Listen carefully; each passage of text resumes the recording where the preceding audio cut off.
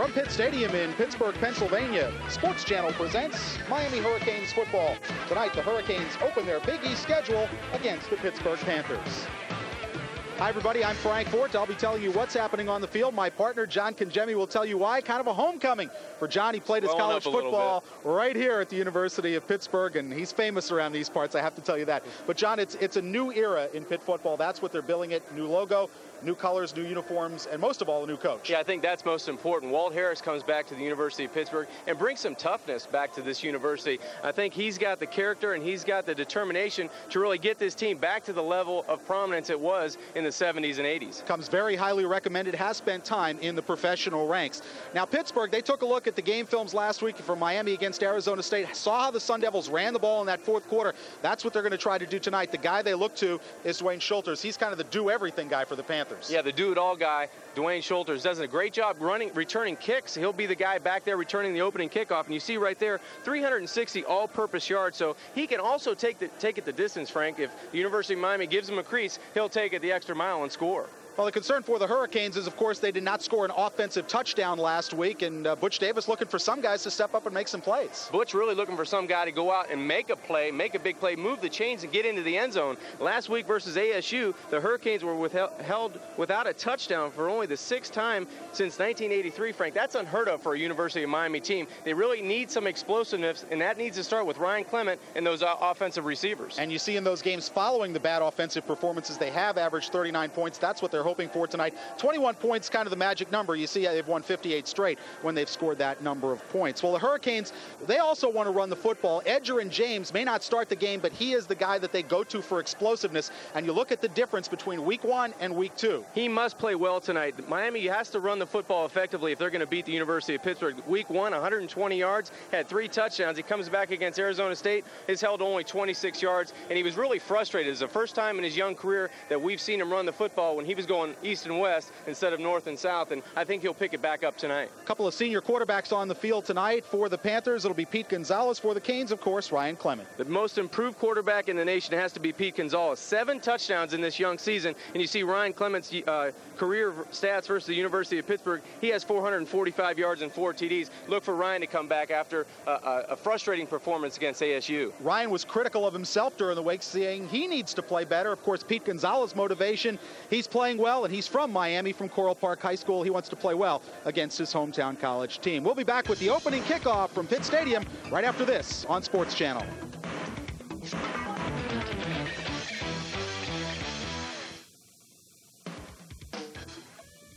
University of Miami football is being brought to you in part by Heineken, true to the original recipe since 1886. By Bell South, nobody knows a neighbor like a neighbor. By Office Depot, taking care of business for companies of every size, everywhere, every day. And by your local Nissan retailers who remind you that life is a journey. Enjoy the ride.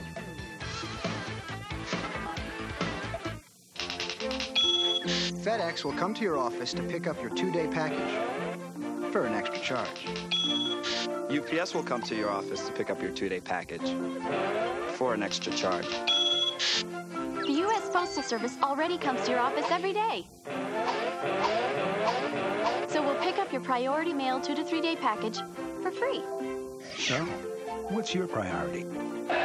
Switch to priority mail from the U.S. Postal Service.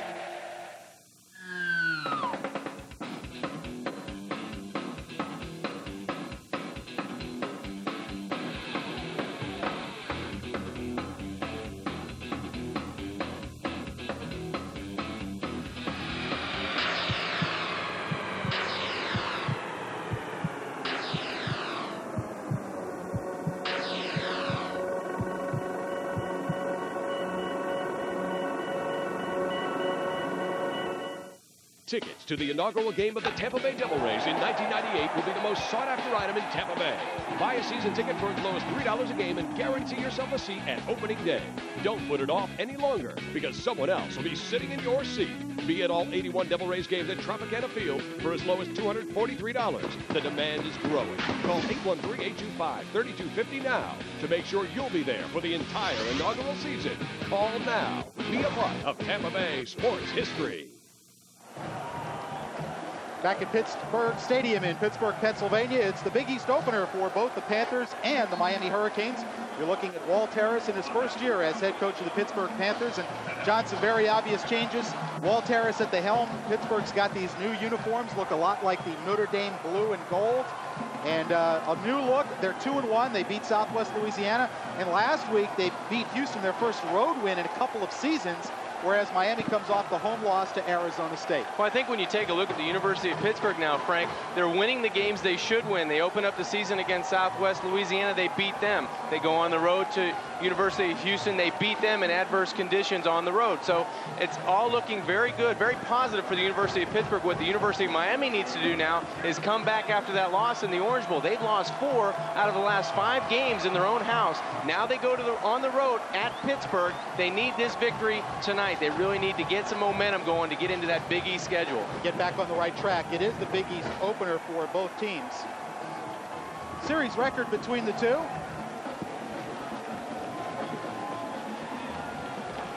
Miami 15-8-1. And Miami 15-8-1. The last meeting, of course, last year in the OB, and the Canes won it 45-0. Back deep to receive. Jeff Popovich closest to the bottom of the screen. Trent Jones at the top of the screen. Number 16, Paul Ruzilla, will kick it off for the Pittsburgh Panthers. Frank Horton, John Kajemi with you on Sports Channel. As the Hurricanes and Pittsburgh come back after a short week, both played last Saturday, and just 5 days later, they're right back at it. Trent Jones at the 5. Jones gets a seam, across the 30. 35, still on his feet to the 40-yard line. Good return for Trent Jones to open the ball game. Special teams tackle for Pittsburgh by Dwayne Schulters, the starting running back. Do it all. On special teams, That's he really right. does do it all. That was the start Miami wanted to have. Come out, take the opening kickoff, get it out in great field position. You take a look at Ryan Clement's numbers on this season. 1 touchdown and 1 interception versus the University of Pittsburgh in '96. Had a terrific game, threw for 208 yards and 3 touchdowns. He's looking for some of that brilliance tonight against Pitt. Homecoming here at Pitt Stadium.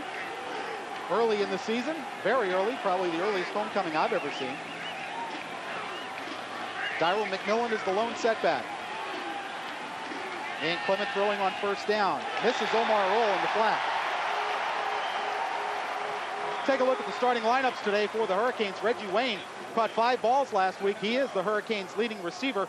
Carlo Joseph starts at fullback. In the offensive line, Curlin Blaze sprained a knee last week against Arizona State, but he is in there. On the defensive side for the Panthers, Frank Moore has been their best player. 11 tackles, 1 sack, 3 tackles for loss. Phil Clark out of South Miami High School is the Panthers' leading tackler. Trey Creighton, a junior college transfer, leads the secondary. He has 2 interceptions. 2nd and 10 for Miami. McMillan with the football. McMillan gets about 3 yards. Frank Moore hit him, and then the help arrived. Miami comes out on first down, looked like Ryan audible to a little out, and then they come back on 2nd down, try to go off tackle for 4 yards. Pitt, big series for them to come out to keep this crowd into the ball game. That's at their advantage right now. This crowd's very loud and getting into this football game right from the get-go. It's a great night for football, Frank. I'd say the stadium is about 60% full. Not a great crowd, but Miami doesn't want to let them get into it. It's a very intimate stadium. 3rd and 7 for the Hurricanes. Carlo Joseph in motion in the backfield. Clement under pressure, hits Joseph, turns upfield, will have the first down and more. Carlo Joseph taking it down the sideline. Only one man can get him. Jenkins can't get the tackle, and Carlo Joseph has a 57-yard touchdown for the Miami Hurricanes. Carlo Joseph has another touchdown. Ryan's thrown 2, and he's thrown both of them to number 40, the fullback. Carlo Joseph in the left flat does a great job of eluding a tackler down the sidelines. Then it was for a fullback, great speed out of Deerfield Beach High School, takes it down the sideline for the first Hurricane score. Well, that's exactly the kind of start Butch Davis was looking for. And let's check out Carlo Joseph. Just goes right by one tackler, and then nobody has the speed to catch him. Yeah, Shafon Allen, the cornerback, number 21, falls down for the University of Pittsburgh right in front of their bench, and a big play for the Canes early in this football game. Conversion from Andy Crossland is good, and the Hurricanes jump on top 7-0. Also for Pitt, it looked like number 1, their safety, Darnell Dinkins, came up limping on that play.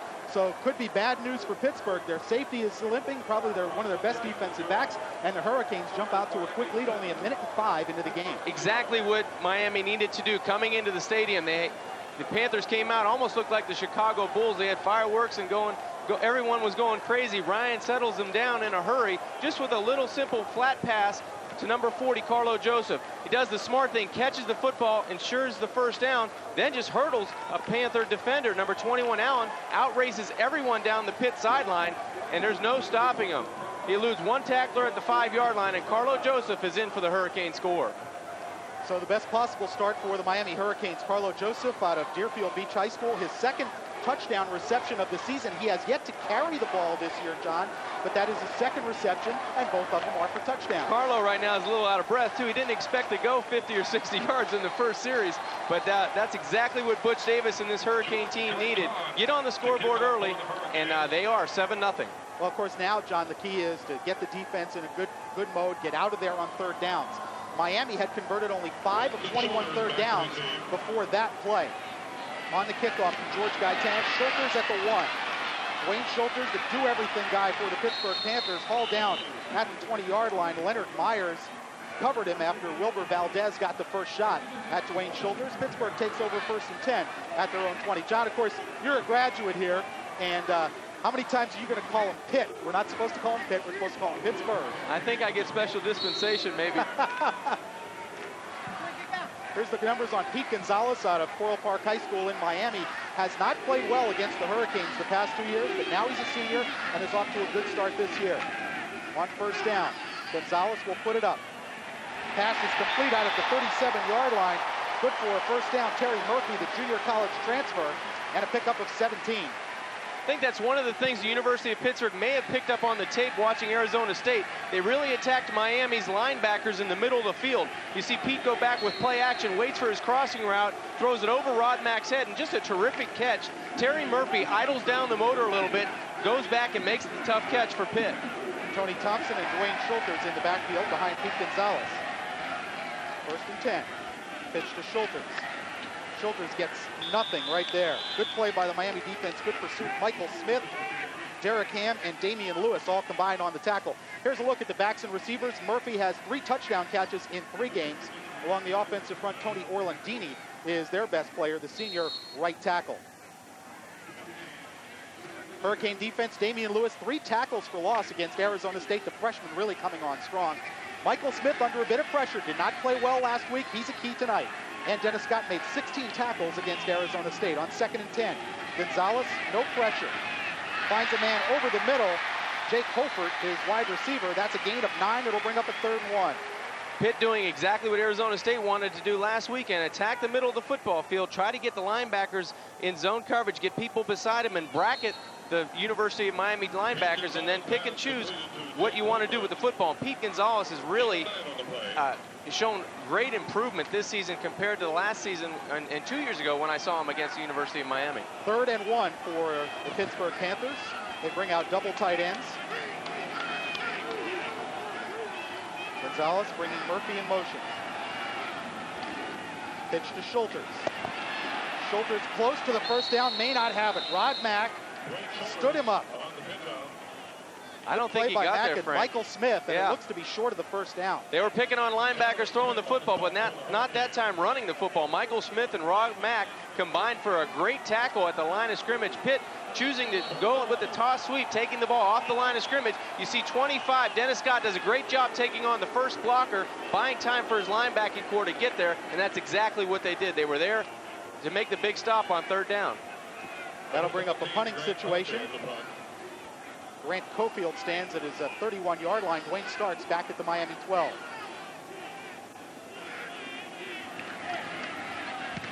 Cofield gets the punt away. Bouncing at the Miami 20, touched at about the 20-yard line, and that is where the officials will mark it. Miami will start 1st and 10 there with 11 minutes and 11 seconds remaining in the first quarter at Pitt Stadium. It's the Hurricanes 7, the Pittsburgh Panthers nothing. We'll be right back on Sports Channel. He was the first head coach in football history to win both a Super Bowl title and a National Collegiate Championship. He's one of only 2 active coaches who've led a team to 2 Super Bowl titles. He's one of the NFL's most successful head coaches. He's Jimmy Johnson. And every Sunday morning, the coach of the Miami Dolphins takes the hot seat on the Jimmy Johnson Show. Get into the mind of the master every Sunday at 9:30 a.m. on Sports Channel and at 11:30 a.m. on NBC6. The Miami Dolphins are on the move, and it's time for Dolphin fans everywhere to unite. What better way to share in the excitement than by joining the official Miami Dolphin Club? Membership levels are designed for every fan. First, the Kids Club offers younger fans a chance to feel a part of the excitement. Then, there's the Aqua and Orange levels, offering an assortment of great gifts specially designed for the avid Dolphin. Finally, the family level lets the whole family enjoy the benefits of being a member. It's time to unite and share in the excitement. Join the Dolphin Club today. That thunder you hear?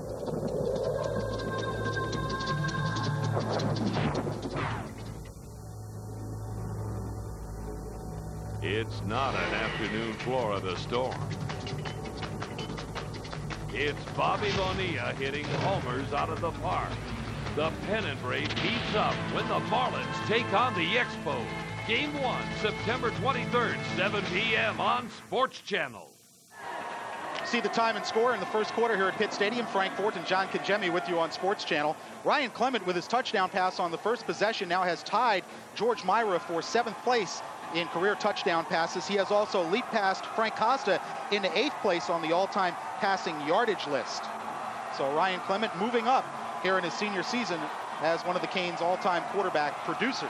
Yeah, when Ryan finishes his career, his great career at the University of Miami, I believe he'll be in the top 3 of virtually every category if he has success throwing the football the rest of the way here in the 97 season. But if, you know, a lot of times you take a look at Ryan and a lot of the compliments he gets are with his toughness and his grittiness and the way he plays the position, but a lot of people overlook his talent. I think he runs the offense very well. He does exactly what you need to do to be successful at the college level, and he could play, you know, on Sundays as well, but he does a great job of leading this team by example. Hey, John, let's get your little fashion criticism here. How do you like the Panthers' new uniforms? Going with the all blue you know tonight. What? I like it. I really do. I don't think it looks that bad. I guess it's something that you have to get used to if you're a former Panther, but I like it. 1st and 10 Canes at their own 21. Joseph and McMillan, the running backs. This is Daryl McMillan. Gets through a hole and up across the 25-yard line.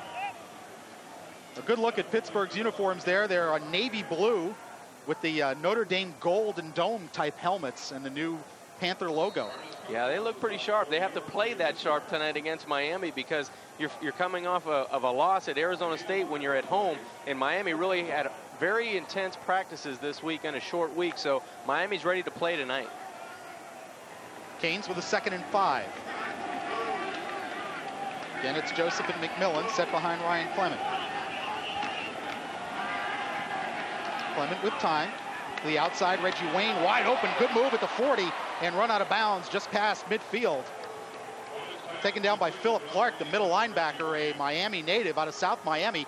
But that's good for a first down to the freshman from Marrero, Louisiana. I think Reggie Wayne in a couple games, we're going to have to elevate him to a sophomore status because I think he has that type of talent. You see Ryan coming back, just a super ball outside on the comeback. Now watch the move on Jenkins right here. Bam, he makes somebody miss and goes right along the sideline, the Miami sideline, for a first down. They're moving the football effectively through the air early tonight, Frank. And the passing game was not sharp last week. They really didn't have to throw that much against Baylor. Against Arizona State, it wasn't that sharp. Chris Jones in motion, the tight end. On 1st and 10. Clement over the middle. Chris Jones can't handle it. Ernest Coakley was right there in coverage. And 2nd and 10 for the Canes. We have 10 minutes, 21 seconds left to go first quarter. Miami with a 7-0 lead. Frank, just the overall synopsis early in the first quarter. I think Miami's outside receivers are really running crisp routes tonight. Much more effective against the University of Pittsburgh defensive backs than they were last week against Arizona State. I really look for Ryan to have a big night throwing it outside. And right now your receivers are both true freshmen. Reggie Wayne to the top of the screen, Daryl Jones to the bottom. On 2nd and 10, McMillan. McMillan met by Coakley. He'll gain only 2. Ernest Coakley, the outside linebacker from Brooklyn, New York, stopping that play after a gain of 2 yards. It'll bring up 3rd and 8. Coakley's the man on defense for the University of Pittsburgh. He's their best defensive player. You see 6'2", 210 pounds. He's a senior. He has 27 total tackles in this 97 season. And he also has 2 sacks. But you see him come up here just stuffing the run on the counter play. Nowhere for Daryl McMillan to run that time. A lot of blue jerseys in the middle of the football field. And you may have seen in the replay, Darnell Dinkins, number 1, the safety, is in the game, so he has shaken off what might have been a turned ankle. On 3rd and 8 for the Canes. Play action, Clement forced out of the pocket. Being chased by Marlon Young, and Marlon Young has the sack. Football comes loose. I think there's a flag down from the referee. And let's check this out. Pitt came up with the football. Intentional grounding on Miami. So it wasn't a fumble, it was a forward pass. And Miami will have to kick it away.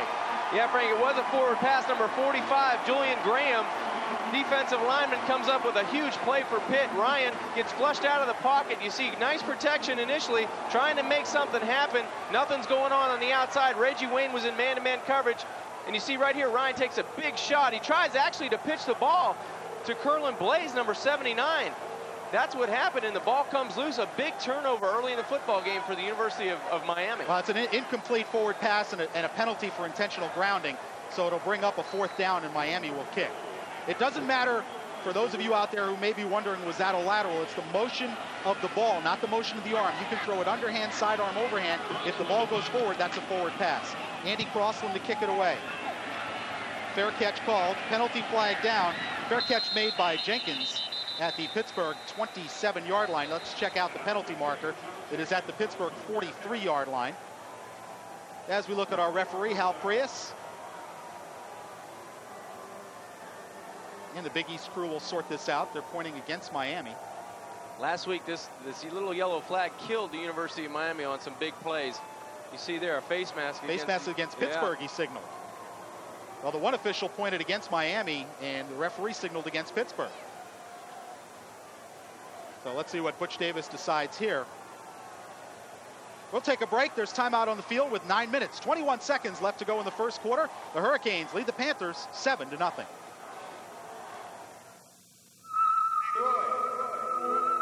Can you get the lights? Sure, man.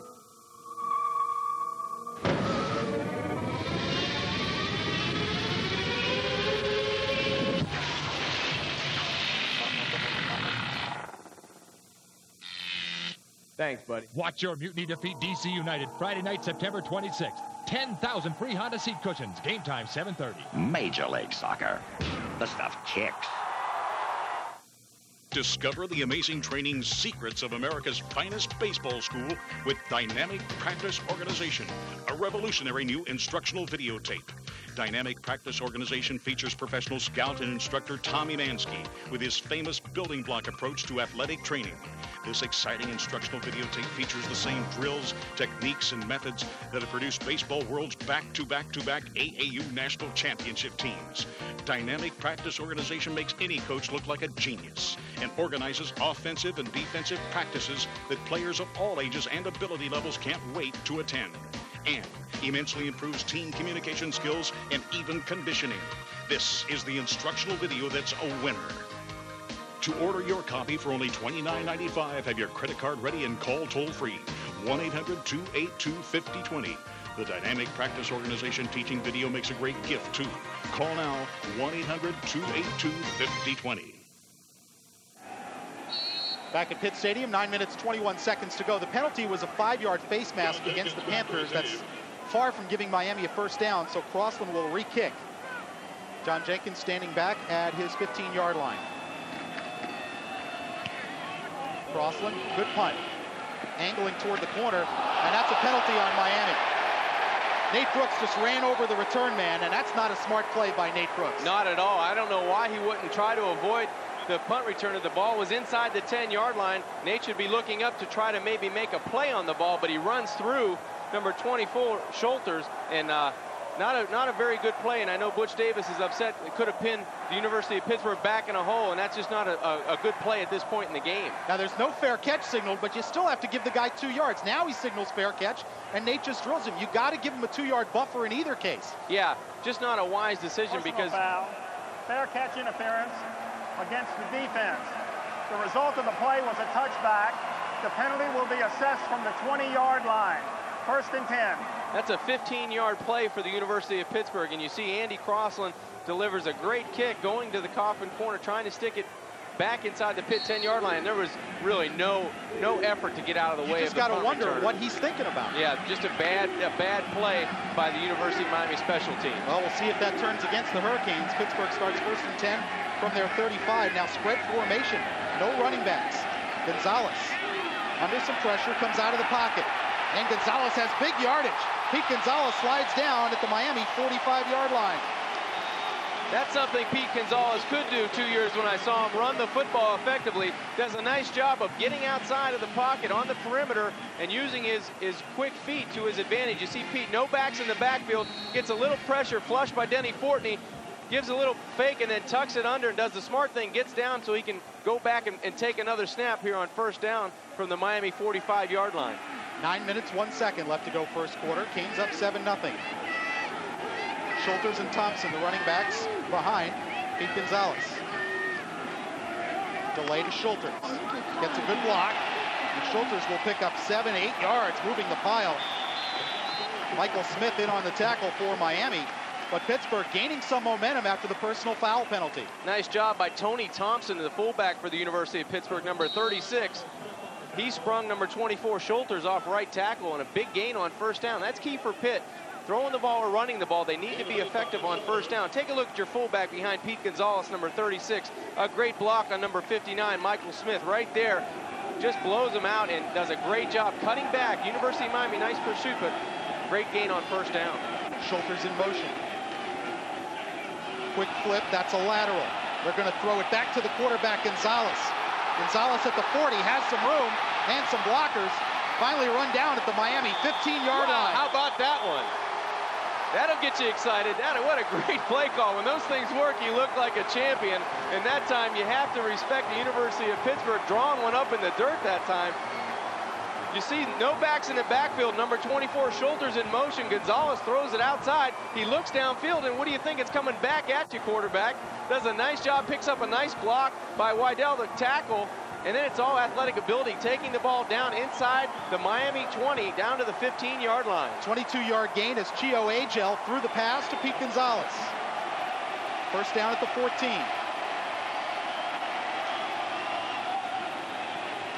Swing out of the backfield to Schulters. Got away from Jeffrey Taylor, and Nick Ward made the tackle at the 7-yard line. Frank, arm tackling hurt the University of Miami last week. And it looks like Schulters is hurt. There's also a flag down on the play at the end of that run. But arm tackling really hurt the University of Miami last week. And you see there, breaking another tackle of number 59, Michael Smith in the flat. Personal foul against the Hurricanes will be tacked on to the end of the run. Half the distance to the goal will give the Panthers a first down inside the 5. Really like what Pitt's doing here. They're spreading Miami out. Pete Gonzalez does a good job. Nothing downfield. Didn't want to make a turnover or take a sack. Personal foul on the defense. Half the distance to the goal line. Automatic first down. It's on Damian Lewis, number 92, coming in late. Now, in Jeffrey Taylor's defense, he's playing with a broken finger. As you look at Schulters down on the Pittsburgh sideline, Taylor, number 58 for Miami, is playing with a broken ring finger on his left hand, and that may be affecting his tackling. Yeah, you're right, Frank. I said Michael Smith, it was Jeffrey Taylor on the outside on that missed tackle. First down from the 4. Billy West replacing Schulters. Gonzalez will throw it to the corner, wide open, touchdown to Terry Murphy. Oh, nice play fake that time. Terry Murphy in the back of the end zone, no one there. They had an over-under on the cornerback. That time Pete Gonzalez waited for it to develop, and now he has 8 touchdown passes early in the season for the University of Pittsburgh. With 7 minutes and 17 seconds left to go in the first, the Panthers have tied it up. Great job by the 86, the tight end, John Jones. You see him come down in the middle of the field. Pete takes a look there and then just goes back to the corner of the end zone. Great play fake, great look off by the quarterback, Pete Gonzalez, and all alone in the corner was Terry Murphy. He takes his 4th touchdown of this young season. On the offense, 15-yard penalty. Pittsburgh has picked up an unsportsmanlike conduct penalty for excessive celebration. That'll be assessed right now on the extra point. That'll so make this march interesting, back. Yeah. But it looked like Miami was in a zone at the 4-yard line, John, and that's kind of unusual. Well, really, they had a lot of the linebacker play taking the underneath cuts away. Pete just was very patient with the football, waited for Terry Murphy to get out of that inside corner route, and just threw it to the back of the end zone. No one was within 5 yards of Terry Murphy. Well, you can look back now on the personal foul. It's an extra point from 35 yards away. Chris Ferenczi. He missed it. Puts it up and missed it wide right. So the Hurricanes retain a 7-6 lead. With 7:17 left to go first quarter, the mixed extra point costs the Panthers a tie. It's Miami 7, Pittsburgh 6. We'll be right back on Sports Channel after this. Hey, Heineken's giving away season tickets to one of Florida's NFL teams. No. Yeah, get this. I went down to my local participating Heineken retailer, checked out the contest display, snagged an entry form, and now all I gotta do is watch Sunday Morning NFL on Sports Channel, and I can win tickets to an upcoming game. No. Yeah, and get this. If my team runs back the opening or halftime kickoff, I win season tickets for 1998. No. Yeah. Hey, you want a Heineken? Yeah. See your local participating Heineken retailer for contest rules and regulations. AutoNation USA presents Sunday Morning NFL, the most comprehensive coverage of Florida's 3 NFL franchises on Sports Channel's Sunday Morning Playbook. Get a complete preview of the day's matchups. Like the Dolphins, the Tampa Bay Bucs are hot. Really hot. What does Buffalo have to do to beat Miami? Jacksonville in the driver's seat for the playoffs. Tune to AutoNation USA presents Sunday Morning NFL on Sports Channel every Sunday at 10 a.m. Sports Channel is 100% pure Florida sports. 7:17 left to go in the first period. The Hurricanes with a 7-6 lead over Pittsburgh as the Panthers missed the extra point. Remember, football fans, Sports Channel is your home for the state's most comprehensive NFL pregame show. Tune in this Sunday at 10 a.m. for a preview of the Dolphins-Bucs matchup and the exciting Monday night battle between the Jaguars and the Steelers. Huddle up with Sunday Morning NFL exclusively on Sports Channel, or as they call them here in Pittsburgh, the Stillers. The Stillers, that's right. And the Panthers. There is no E's in this part of the You got that right. Paul Rosillo will kick off. Trent Jones and Jeff Popovich back deep for the Canes, and they'll kick it Popovich's way. Jeff at the 13. Popovich to the 24-yard line, brought down by Chuck Brown. Back up defensive back for the Pittsburgh Panthers. That's where Miami will start 1st and 10. And now late flag comes in. They threw that flag as the teams are coming off the field. It's got to be an unsportsmanlike conduct penalty. Illegal block in the back. The play was over. The play was 5 done. seconds. Yeah, that's a poor call. You have teams coming off the football field on special teams, and the flag comes in probably a good 5 seconds late. During the return, block in the back above the waist against the receiving team. 10-yard penalty, 1st and 10. Well, that'll start the Canes at their own 15-yard line. Boy, you can go back to Nate Brooks and that personal foul penalty. Let's see if we can pick this up. But that flag came in while the teams are running off the field. Well, it came from the back, Judge. It almost looked like it came from the pit sideline. You try to pick it up. Unless he called that, and that was clearly after the play. First down for the Hurricanes at the 15. Carlo Joseph, the fullback, trying to get to the outside, dropped immediately. Number 45 on the Pittsburgh defense, Julian Graham. The defensive end, it's a loss of 1. Let's look at the Panthers scoring drive.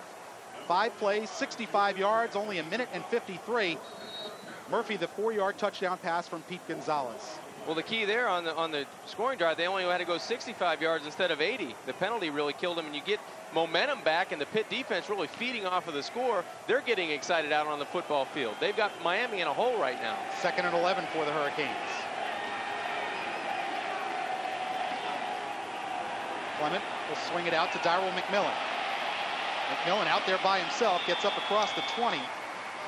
Number 97, Jason Soboleski, senior defensive tackle, getting a start tonight out of Berwick, Pennsylvania, made the tackle after a gain of about 6. Yeah, you like to see Miami do that a little bit more on maybe first down. Get it out to the flat with their offensive backfields. Right there you have McMillan, number 28, making a good move. Always makes the first guy miss in the flat when he's one-on-one, and he has a lot of space to create and make some moves on the defenders, but does a nice job getting the ball up for a 3rd and 4. Miami has to reach their own 25-yard line for a first down. You see the time remaining in the first quarter. Clement, quick 3-step drop. Reggie Wayne has it. Reggie Wayne run out of bounds by Hank Poteet, the backup defensive back, but that is a Miami first down. Like that play call, quick 3-step drop, get it out to your outside receiver. Your freshman, Reggie Wayne, number 87, does a nice job of securing the catch. He only needed 4 yards. Come back, a quick throw, good protection. You get the ball out, 1st and 10. That's what you want to do. Anytime you're in the shadow of your own goalpost, you need to put 2 first downs together to gain back that field position, and that's what Miami's trying to do right now. 5:45 left to go first quarter. Hurricanes lead 7-6. The difference, a missed extra point after an excessive celebration penalty on the part of the Panthers. Darryl McMillan on first down. Not much there. Dropped down very quickly. E.C. Varoutzis a 6'1", 195 junior out of Montreal, Canada, making the tackle, maybe a yard on the play. Houston last week against the University of Pittsburgh ran the counter play very effectively. I know the Pitt defensive coaching staff really went to work this week because Miami can do the same thing to you, and that time Pittsburgh was up to the task. No gain on the play. We'll call it 2nd and 10. They moved it maybe a half yard. And on 2nd down, Edgerrin James with his first carry, and Edgerrin James goes nowhere. Phil Clark in on the tackle, number 95, the senior middle linebacker out of South Miami High School, had a lot of help from Ernest Coakley. Yeah, there's a Miami native in the middle for the University of Pittsburgh, number 95. Phil Clark does a great job of staying at home, waiting for the cutback from James. That's when he's most effective, when he's getting through and cutting back. That time, really no room to run. The offensive line didn't win that battle at the line of scrimmage, and Phil Clark, you see there, nice play for the University of Pittsburgh. Brings up a 3rd and 11 for Miami after the loss of 1. Clement under pressure.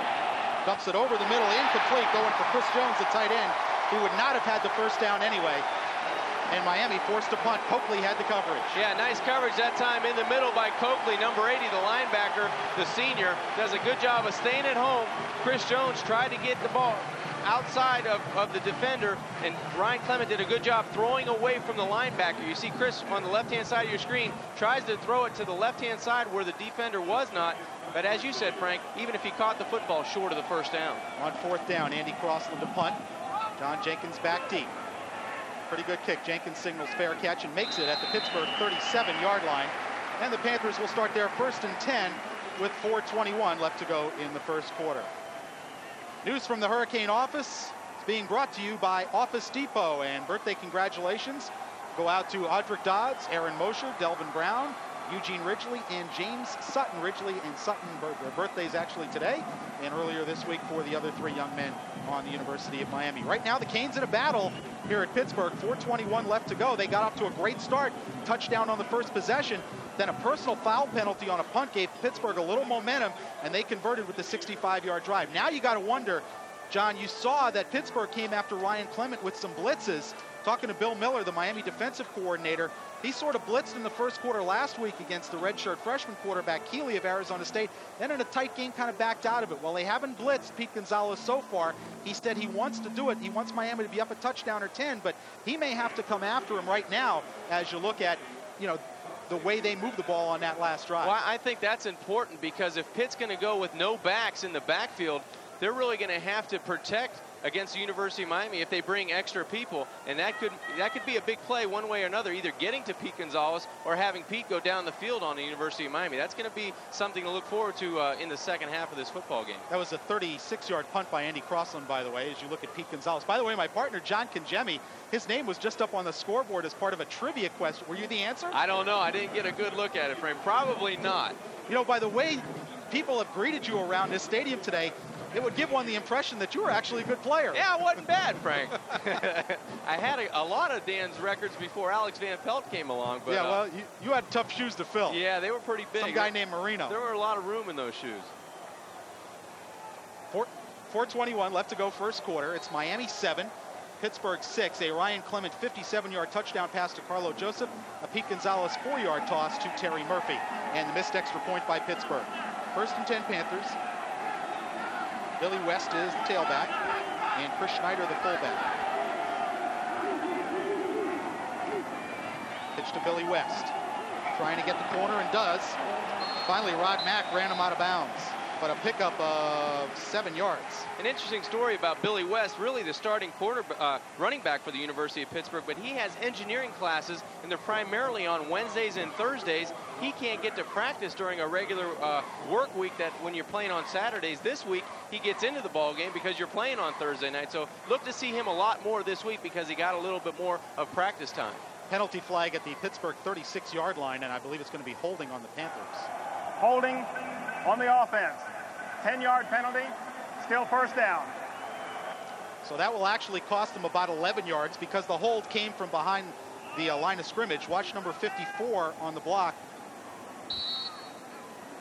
Yeah, that's a tackle on Dan Morgan, number 44, the freshman linebacker for the University of Miami. Andrew Grischaw guilty of the hold. It'll bring up 2nd and 21 for the Pittsburgh Panthers. want to call him, hip. Schulter's in motion. Gonzalez against the four-man rush. Gets away again. Here's Gonzalez at the 30. Gets a block, and Pete Gonzalez run out at the 43-yard line. Pete's done that a couple times tonight. Anytime he's felt the heat from Hammond, Lewis, and Lawson and Fortney up front for Miami, he's done a great job of escaping the pressure, and he got a nice block outside by his wide receiver, number 9, Jake Hofert. You take a look at Pete Gonzalez going back. Nice pressure on the left side of the defensive front by Miami. They flush everybody by Pete Gonzalez. Now it's just speed to get to the outside. He's going, trying to direct traffic. There's the block there on the outside on Nick Ward, number 3 by Hofert, enabling Pete Gonzalez to get down a few more yards. Brings up a 3rd and 5 for Pittsburgh. I still think Miami's got to come after him. They can't let him sit back there, and they can't let him run. Give to the fullback, Schneider. Bounces off the pile and goes nowhere. Derek Ham, Dennis Scott in on the tackle for Miami. Good job up front that time for the University of Miami. Derek Hammond, Lewis up front, number 92. Really a stalemate at the line of scrimmage. You see number 94 in there, Chad Pegues. He gets his first playing time of this 97 season. So Miami does a nice job up front. You see they try to sneak the fullback in, fake the toss and go with the fullback, but nothing doing. You see Ham and 25, Dennis Scott with the rest of the Hurricanes there on the play. That was a 2nd down play. It's now 3rd and a long 4. Schneider got maybe a half yard. Miami showing some pressure. And here they come. Here comes Rod Mack. Gonzalez gets the ball away. Man, wide open as Jeff Popovich fell down, but the pass ball is incomplete. Chio Agel was wide open as Jeff Popovich fell, but the pressure at least forced Gonzalez to get rid of it before he wanted to. Well, that's what you talked about. Try to get in the face of Pete Gonzalez and make him make a big play for a touchdown. You see 51, Rod Mack, coming free, and it was a big play opportunity. Number 33, Jeff Popovich, fell down in coverage. It's a touchdown. All Pete had to do was get it close. But under the pressure, he could not, and a flag down now. This is probably an illegal substitution penalty, or perhaps a delay of game. Illegal substitution against the Panthers. That will cost him 5 yards. I think someone tried to go out of the playing field on the University of Miami sideline, and you can't do that, Frank. That'll Dead draw ball a flag. foul. Illegal substitution on the offense. 5-yard penalty. Still 4th down. So that makes it 4th and 9 instead. I like and Greg Cofield, I'm sorry, John, will stand back at his 23-yard line. Like what the Hurricanes did that time on 3rd down. You alluded to it, Frank. Get pressure on Pete Gonzalez. I think that'll make him try to make a big play in it. And right now, the University of Miami could be successful doing that. Cofield gets the punt away, high, short, toward the sideline and going out of bounds. We'll see where they mark this. And a penalty flag down. As you take a look at the Panther mascot, 3:07 left to go first quarter. Miami leads it 7-6. It'll be Miami's football after we check out the penalty marker. John, my philosophy is if you sit back and you're dropping 7 guys in coverage and a guy is still picking you apart, you got to do something to disrupt his rhythm, to disrupt what he's doing. And you can see Butch Davis is not happy. This is the 3rd penalty against Miami. It's going to be on Leonard Myers, the freshman out of Fort Lauderdale Dillard High School. And again, this is just not smart football. Just not a good decision. The punt's going to go out of bounds. Dead ball foul. Personal foul on the offense. Half a distance to the goal. 1st and 10. The player on special teams for Pitt is not going to be a factor in the play, and you take a bad penalty. You make another bad decision. The first time it was Nate Brooks hitting on Schultes. That time you have a freshman come down, and Leonard Myers out of Dillard High School, he makes a bad decision. So Miami starts on their own 12-yard line now, where they could have had better field position closer to the 25. Well, Miami's made some plays on special teams this season, but they've also had some serious breakdowns, and 2 of them tonight so far. On 1st down from the 12, Edgerrin James cuts to the outside. Still on his feet, run out finally by Jenkins between the 18 and 19-yard lines, but it's a good pickup on 1st down, about 6 or 7 yards. Edgerrin gets his 2nd carry of the ball game, tries to go outside off right tackle with some success on 1st down. A nice play on 1st down for Miami. They get 6 yards.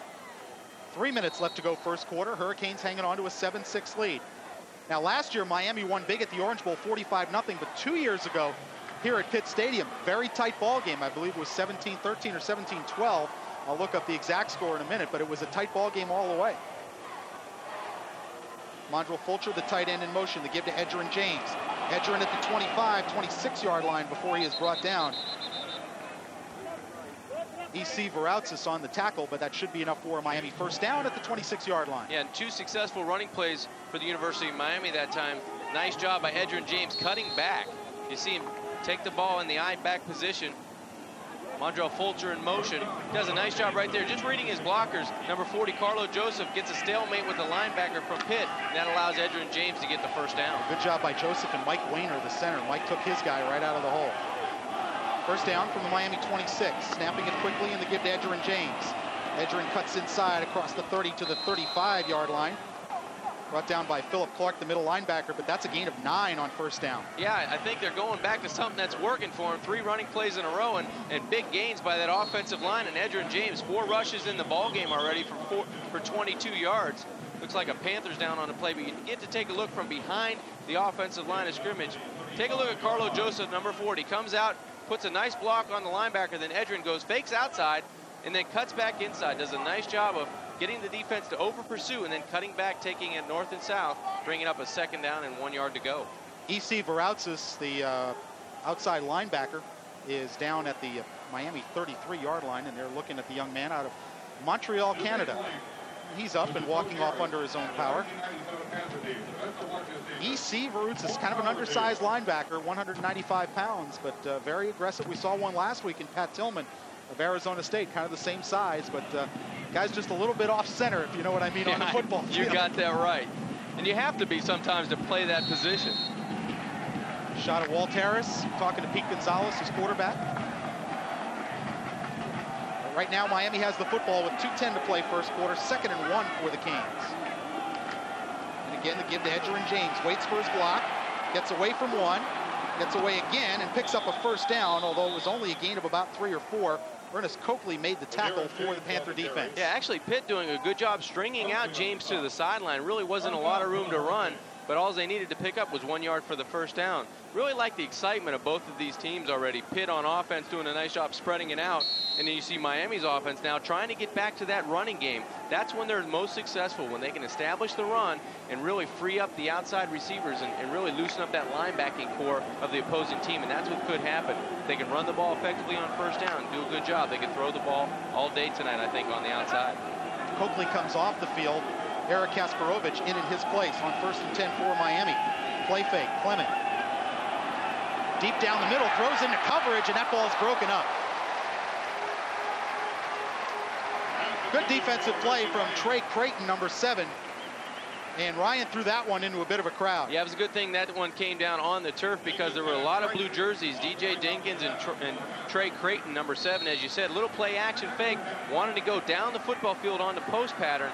Ryan throws it up, and you see number 1 Dinkins and number 7 Creighton in on the play. They do a nice job for Pitt breaking up the long pass attempt. Pass was intended for Reggie Wayne, freshman wide receiver.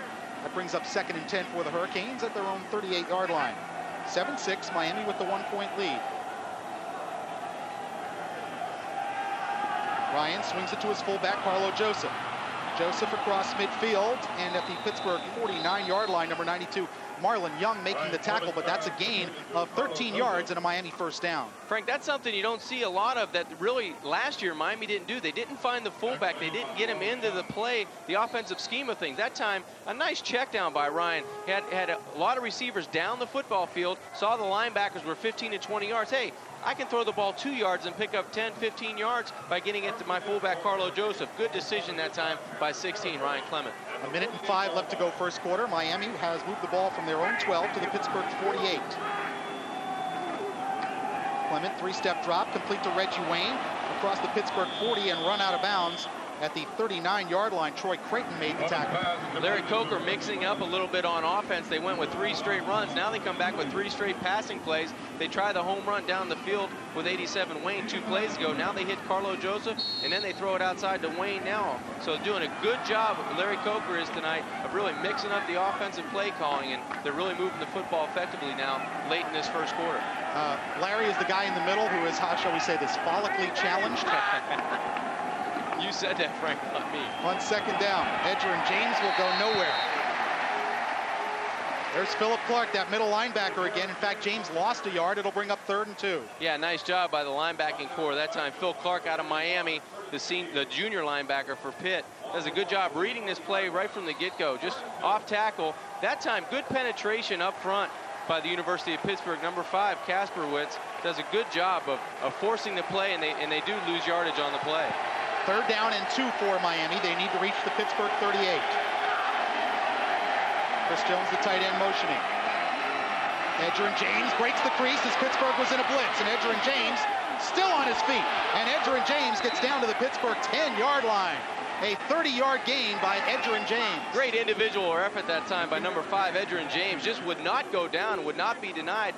Pitt gambles that time on 3rd down, but a great block up front by number 72, your right guard, Carlos Cajellas. You see him pulling around, bang, he springs the block right there, and Edgerrin cuts it back right up the middle of the football field. You see Jenkins hanging on for dear life.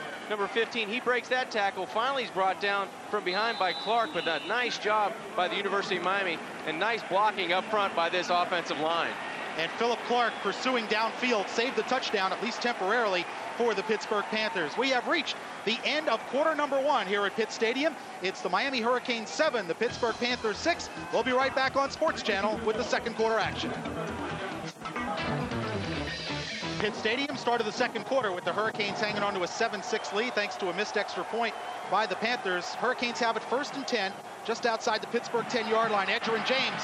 James trying to get to the corner, but Darnell Dinkins bumps him out inside the 4-yard line, but a good gain on 1st down for Miami. Yeah, he bumped him out pretty good that time. DJ Dinkins on the outside, the free safety for the University of Pittsburgh, really stopping the running play of Edgerrin James. Looked like he may sneak into the end zone, but a nice play from the secondary. But a big gain on 1st down for Miami. 8 yards on 1st down, and they're running the football effectively. We said in the beginning they would need to do so. That sets up everything else. They've done that on this drive. 2nd down. Miami can get a 1st down at the 1-yard line. James and Carlo Joseph behind Ryan Clement. Edgerrin James tried to bounce it outside and is thrown for a 2-yard loss. John, that's one of those plays where he's just got to stick his head up in the hole and get what he can. Yeah, you really can't dance and try to romance in the hole. You got to go north and south when you're inside the 10-yard line. And that time, the back for the University of Miami, Edgerrin James, did not do that.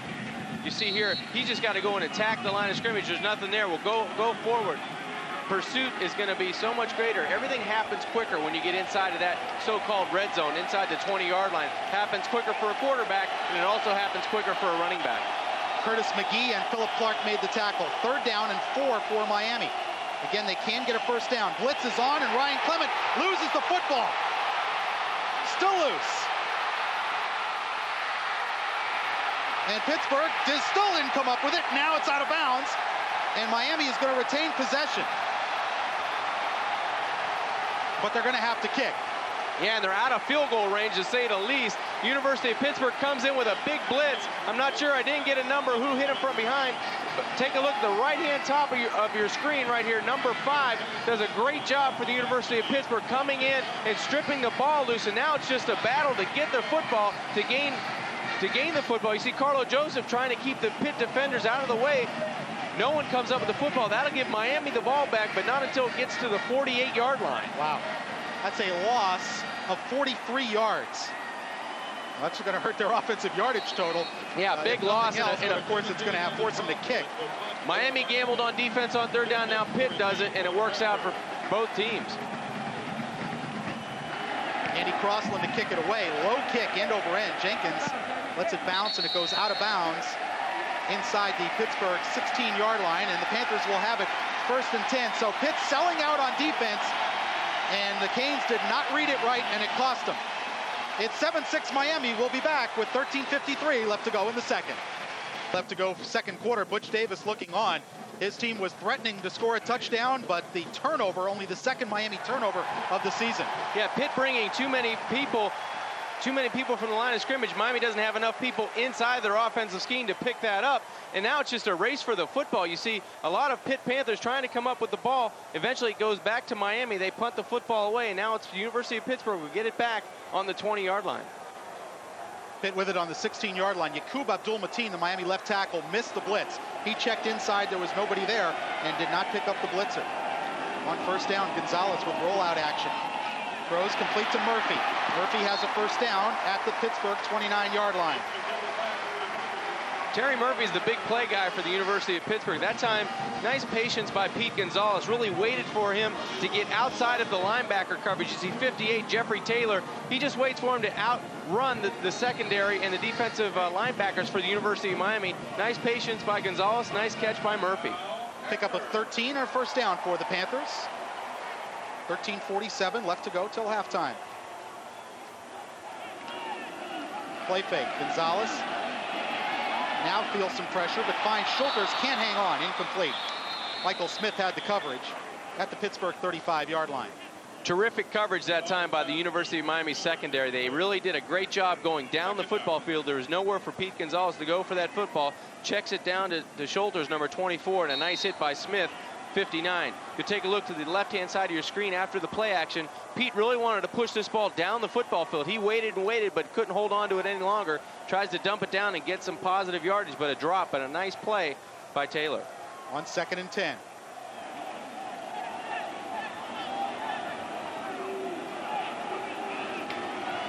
Pitch to Schulters. Cuts inside a block and gets up to the 34-yard line to pick up a 5. Cliff Jackson in at middle linebacker, number 49, making the play for Miami. It'll bring up a 3rd and 5. Miami trying to come with a little bit of man coverage and a little pressure that time. Pete Gonzalez audibles to the pitch out to the left side, but a nice effort that time by Dwayne Schulters. Good job getting the football up into a 3rd and medium, 3rd and middle situation with 3rd and 5. Miami with the 7-6 lead. Pete Gonzalez has looked good tonight. Again, the 4-man rush. Gonzalez to the outside, complete to Jake Hofert, and Jake Hofert has a first down at the Panther 46-yard line. It's a strong throw by number 10, Pete Gonzalez, getting the football outside to Hofert, number 9, the split end for Pitt. He had 8 catches on the season for 99 yards and a touchdown, but a good play, good pitch and catch that time on the outside by the Panthers. You see Pete tonight 6 for 8 for 61 yards and a touchdown on a corner route, but this is a strong throw from the hash. You see him get a little cheat in his 3-step roll, goes and fades out to the right-hand side, but that's what you're taught to do. Steps into it, throws a good pass, first down Pittsburgh. Miami's defensive coaches said we got to find a way to get out of there on 3rd downs. Again, Pittsburgh throwing on first down underneath to Schulters. And Schulters has a first down, a pickup of 12. Rod Mack and Michael Smith on the tackle. Both offenses really mixing it up tonight, doing a good job moving the football effectively. This time, the University of Pittsburgh comes back to Dwayne Schulters.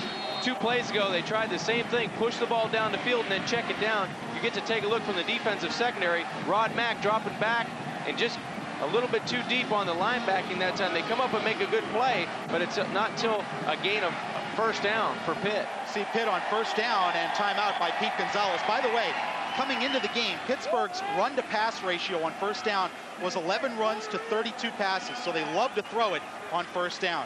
12 minutes, 34 seconds left to go in the second quarter. It's Miami 7, Pittsburgh 6. We'll take a timeout and be right back here on Sports Channel. 34 left in the second quarter. Miami leading Pittsburgh, but the Panthers are on the move. Go on the road with the Florida Marlins as they get ready for postseason action. Sports Channel is bringing you all the excitement next Tuesday as the Marlins begin their road trip against the Montreal Expos. Coverage begins at 7 p.m. exclusively on Sports Channel. Pittsburgh with the ball at the Miami 42 with a 1st and 10. 12:34 left to go second quarter. Frank Fort and John Congemi with you on Sports Channel.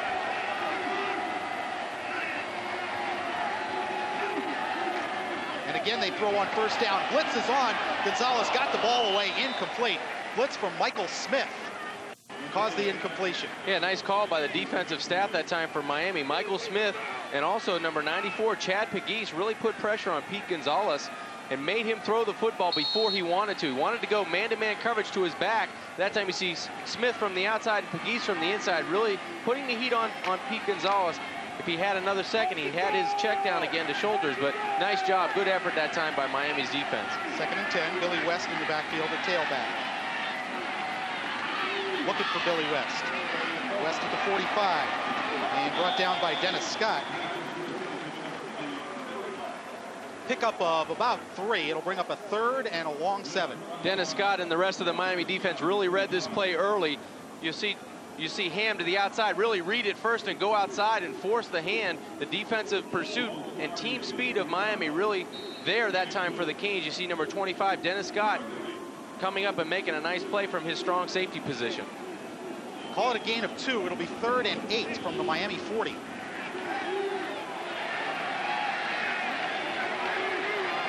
Hurricanes with a 7-6 lead, but a very tenuous lead. Gonzalez swings it outside to Schulters.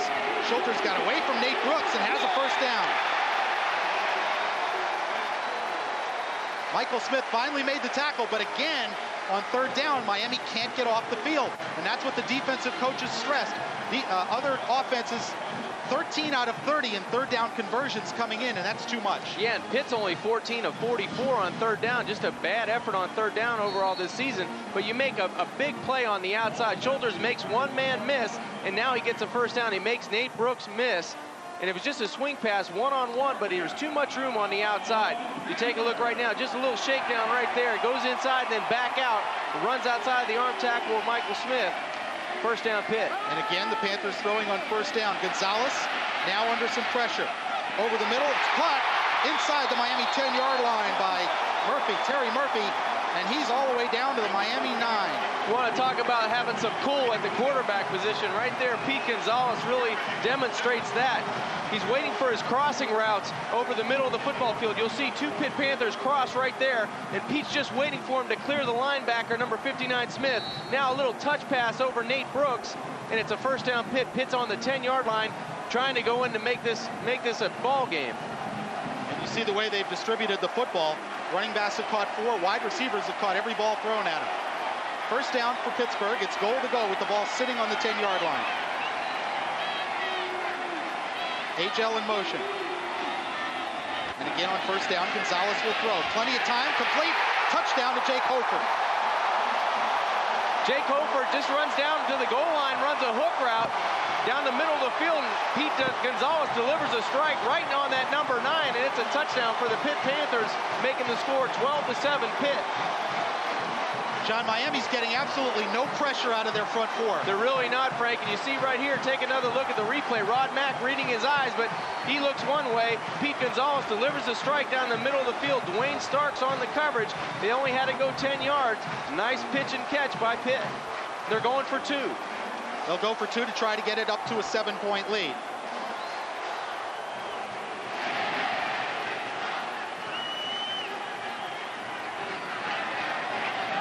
Miami calling timeout.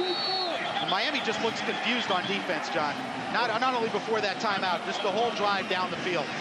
Yeah, you know what? You got to give the University of Pittsburgh a little credit. I think Miami, we talked about this earlier, they really need to pressure Pete Gonzalez and not let him sit back in the pocket. I think that's what's making him look more confused than anything. He's got back there and he's made plays. When they have put pressure on him, he's made the plays. He's been flushed out of the pocket. He's tucked the ball down and ran the ball when he had to. Now he's finding a little bit of success through the air. 12:01 left to go, second quarter. It's Miami trailing Pittsburgh 12-7. We'll be right back on Sports Channel. With almost 3 minutes elapsed here in the second quarter, the Pittsburgh Panthers have grabbed the lead 12-7 and a 2-point conversion upcoming. The broadcast rights to today's telecast have been granted to Sports Channel Florida by ESPN Regional, solely for the entertainment of our audience. Any reproduction, transmission, or other use of this program without the express written consent of ESPN Regional or Sports Channel Florida is prohibited. Frank Fort and John Congemi with you on Sports Channel. The Panthers with the 2-point conversion upcoming. They lead at 12-7. And we'll try and get the lead back up to a touchdown. Pete Gonzalez has looked very sharp. Young man out of Coral Park High School in Miami. Coming into his own as a senior. Flip pass inside, Schulters, and the shovel pass works for the 2-point conversion. Wow, great call by the offensive staff that time at the University of Pittsburgh. They came out the first time before the timeout and went into an unusual formation with no backs. This time they come back in a more conventional set. You take a look from behind, it looks like it's going to be a rollout, but you see 3 or 4 people from the University of Miami just standing around in the middle of the football field, no one reacting to the ball, and Schulters takes the shovel pass in for the 2-point conversion. That pushes the lead up to a touchdown at 14-7. Well, the Pittsburgh Panthers, they trailed 7-0 after Miami's first possession.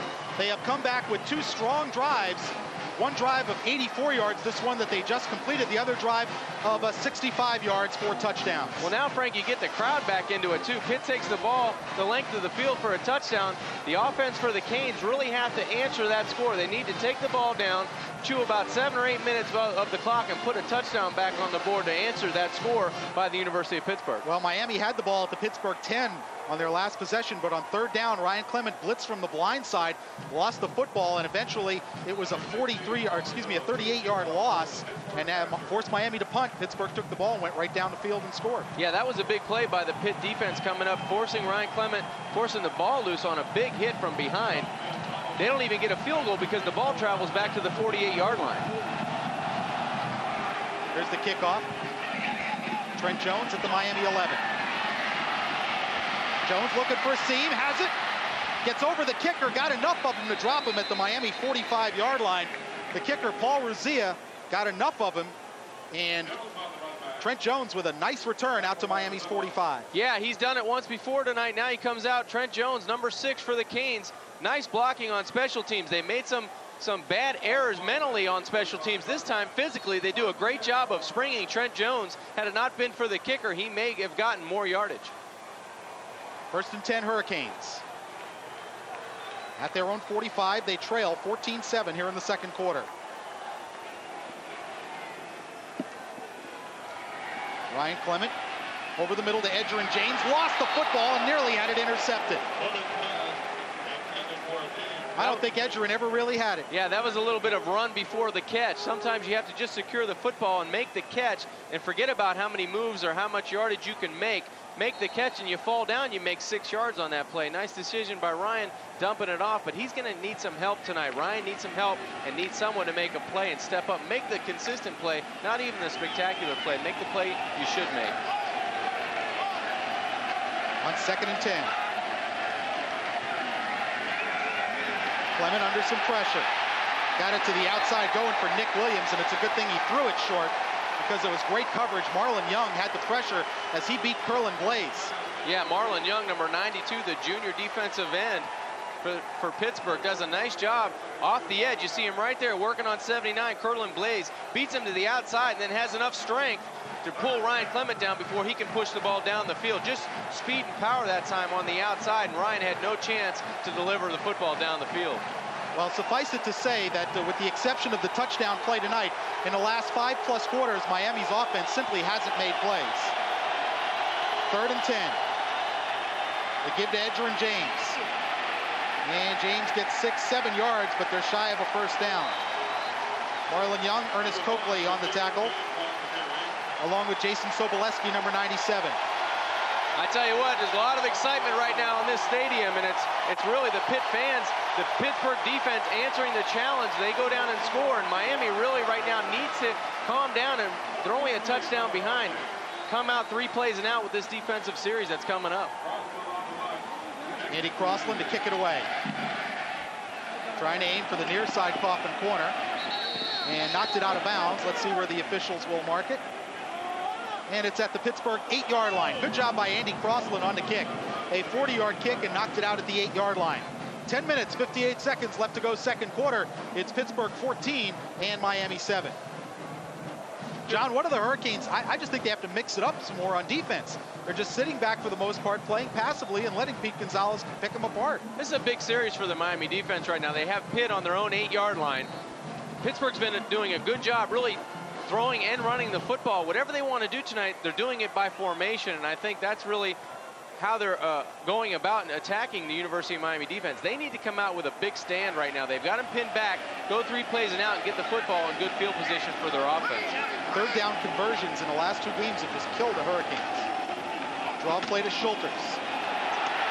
Dan Morgan drags him down, but a good game by Schulters, close to first down yardage. Nice job up front for the University of Pittsburgh, number 76. Marzic, the left offensive tackle, does a great job on number 92, Lewis. You'll take a look right at the point of attack. Just great strength shown up front, and then another nice block by the fullback. Dan Morgan gets the tackle for the Canes, but not until a first down is established by the University of Pittsburgh. It is a gain of 10 and a first down. They move the sticks.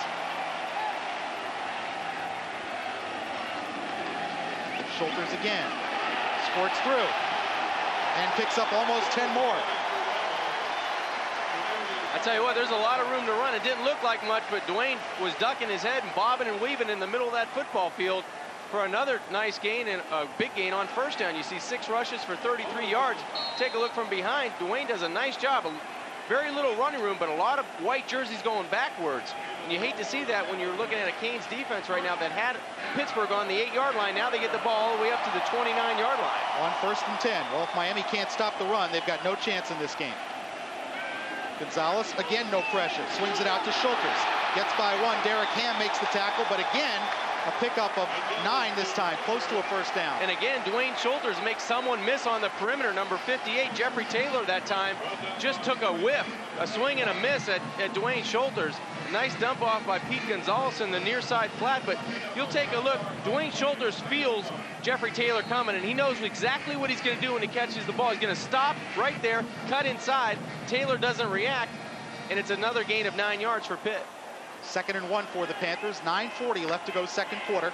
Pittsburgh with a 14-7 lead.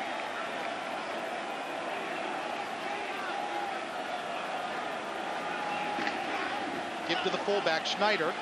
They'll have the first down up across the 40-yard line. Derek Ham making the tackle. But it's a gain of 3, and Pittsburgh will move the sticks again. Yeah, they will move the sticks. The drive starts on their own 8-yard line. They're really doing what they want to do. This is how you establish your offense. You come out and you run the football and you try to play big and physical with the University of Miami, who's a favorite in this football game. Naturally to win. Pitt 2-1 coming into the season. They've gotten some confidence really by this crowd getting excited and by their defense. They played well tonight too. So Miami right now has to dig in and really stop Pittsburgh. On first down, Billy West in motion. Quick 3-step drop. Gonzalez going to be sacked by Derek Ham. Actually got past the line of scrimmage, so they may not credit Ham with a sack. Great job by Nick Ward, the defensive secondary by the University of Miami. Pete Gonzalez wanted a quick 3-step drop, was going to pump the hitch pattern and try to get one outside on Nick Ward, but he would have nothing to do with it. Great coverage on the outside. You see good pressure by Ham, 71 on the outside. Just a 3-step drop, a quick pump, nothing there on Nick Ward's side. Makes Pete Gonzalez reload, and the rest of the Canes were there. Quincy Hips helping out on the tackle. 2nd and 10 for Pittsburgh. Swing pass to Billy West, and he dropped it. That could have been a big play, Frank. There was only nothing but space outside for Billy West that time, and he had Jeffrey Taylor coming on the outside with a lot of green turf in front of him. 8:25 left to go second quarter. Panthers with the 7-point lead. Look at the first downs already. Pittsburgh has 14 first downs. Yeah, would have never guessed that. Same as the score. Exactly right.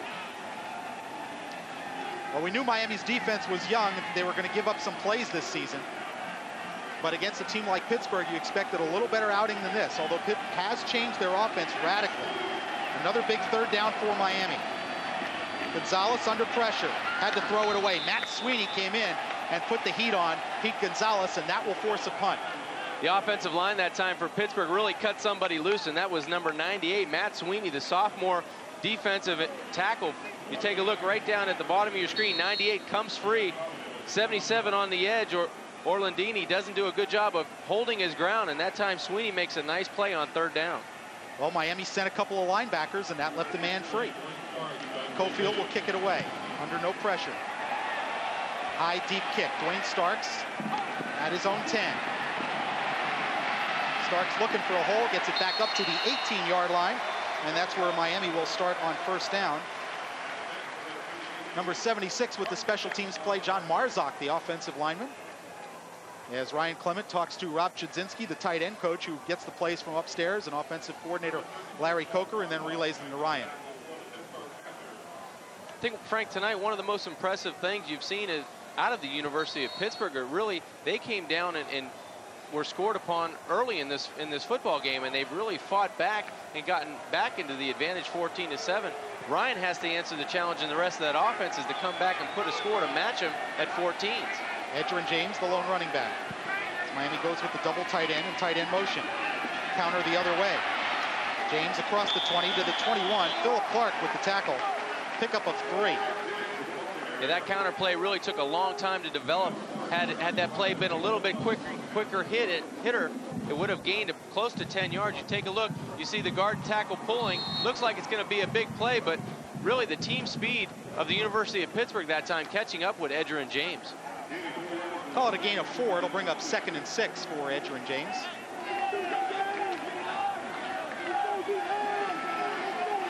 .7:33 left to go, second quarter. Pittsburgh leads it by a touchdown.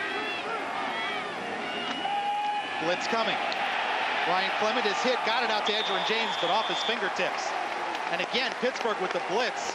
Kasparovich came on a blitz and forced the incompletion. Well, Pittsburgh's selling out. Miami's got to make them pay by hitting some of these short dump passes and letting the guy run. Yeah, this is the play you have to make when Pittsburgh goes into man coverage and they're in an all-out blitz. Ryan wanted to go to his tight end that time, but didn't feel comfortable, didn't think he was open, so tried to get the ball outside to his running back, but he ran out of time. During that blitz, you have to make a decision and really go with it. That time, they tried to make a big play on the outside, and it didn't happen.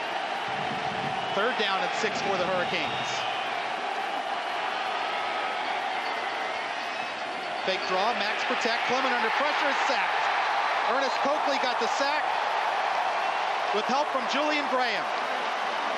That's the University of Pittsburgh's man on defense, Ernest Coakley, number 80. They come 2 plays in a row with a blitz, bringing their linebackers and going to man coverage, trying to make Miami make a play on the outside with their young receivers. You see the play action fake. Ryan knows he has to do something because it was a blitz. Doesn't have enough time, and he's stuffed back inside the 10-yard line. Crossland to kick. Jenkins at his 45. Jenkins got away from 1. Forced out of bounds at the 46-yard line. Darrell McMillan made the tackle and flag is down. And again on special teams, Miami commits a dumb play. Yeah, 3 plays tonight on special teams have cost Miami 45 yards. They've all been of the 15-yard variety, and you just can't do that. You can't shorten the field when you're down 14-7. There's the call, personal foul against the Hurricanes, and that'll move the ball inside Miami territory. Frank, you go back to that 3rd down call. Pitt comes with pressure on 2nd down. They come back with pressure on 3rd down, and they still... 15 yards, 1st and 10. I used to not like this as a college quarterback. When you know you're having pressure, you turn your back on the defense, and now you get the bad play on special teams. You see Jenkins going after getting hit. Leonard Myers missed the tackle. Yeah, and then you get a personal foul right there. Nelson Rodriguez piled on. Coming in late, and that'll draw a flag anytime you're that far outside of the sideline. Well, Leonard Myers had a shot at the return man, and you see the penalty yardage. And Miami's regressed in that area in the past 2 games.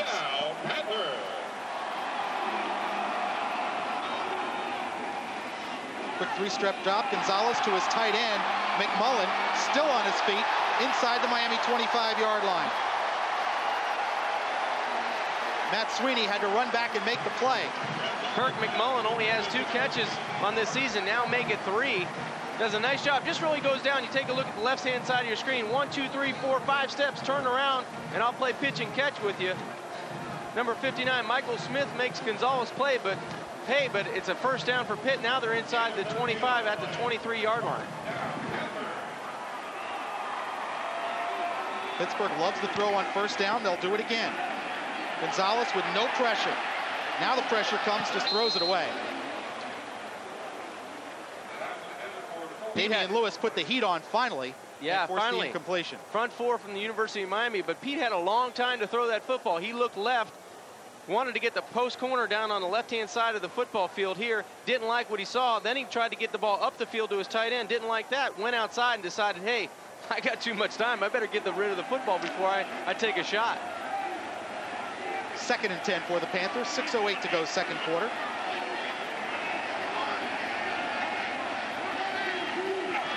Delay coming. And the gain to the 20-yard line as the fullback carries the ball. That's Tony Thompson. And that'll bring up a 3rd and 7 for Pittsburgh. Tony Thompson gets a touch that time for the Panthers. Right up the middle. Does bring up a 3rd and 7, but the ball's down to the 20-yard line. Miami needs to desperately hold Pitt to a field goal attempt here on 3rd down. And again, one of those big 3rd down plays.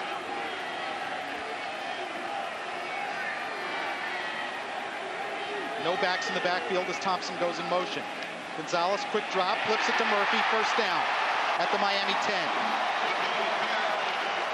Jeffrey Taylor made the tackle along with Eugene Ridgely and Dennis Scott, but again, Pitt moves the chains. Just a mistake by Miami by the linebackers, number 51, Rod Mack, and number 59. They both go outside with the motion. Nobody's in the middle of the football field. This is so easy. Pete must have had a smile on his face. The only person left is Dennis Scott, the strong safety. A mental error by the University of Miami left the middle of the football field wide open. First and 10 again for Pittsburgh as they convert on third down.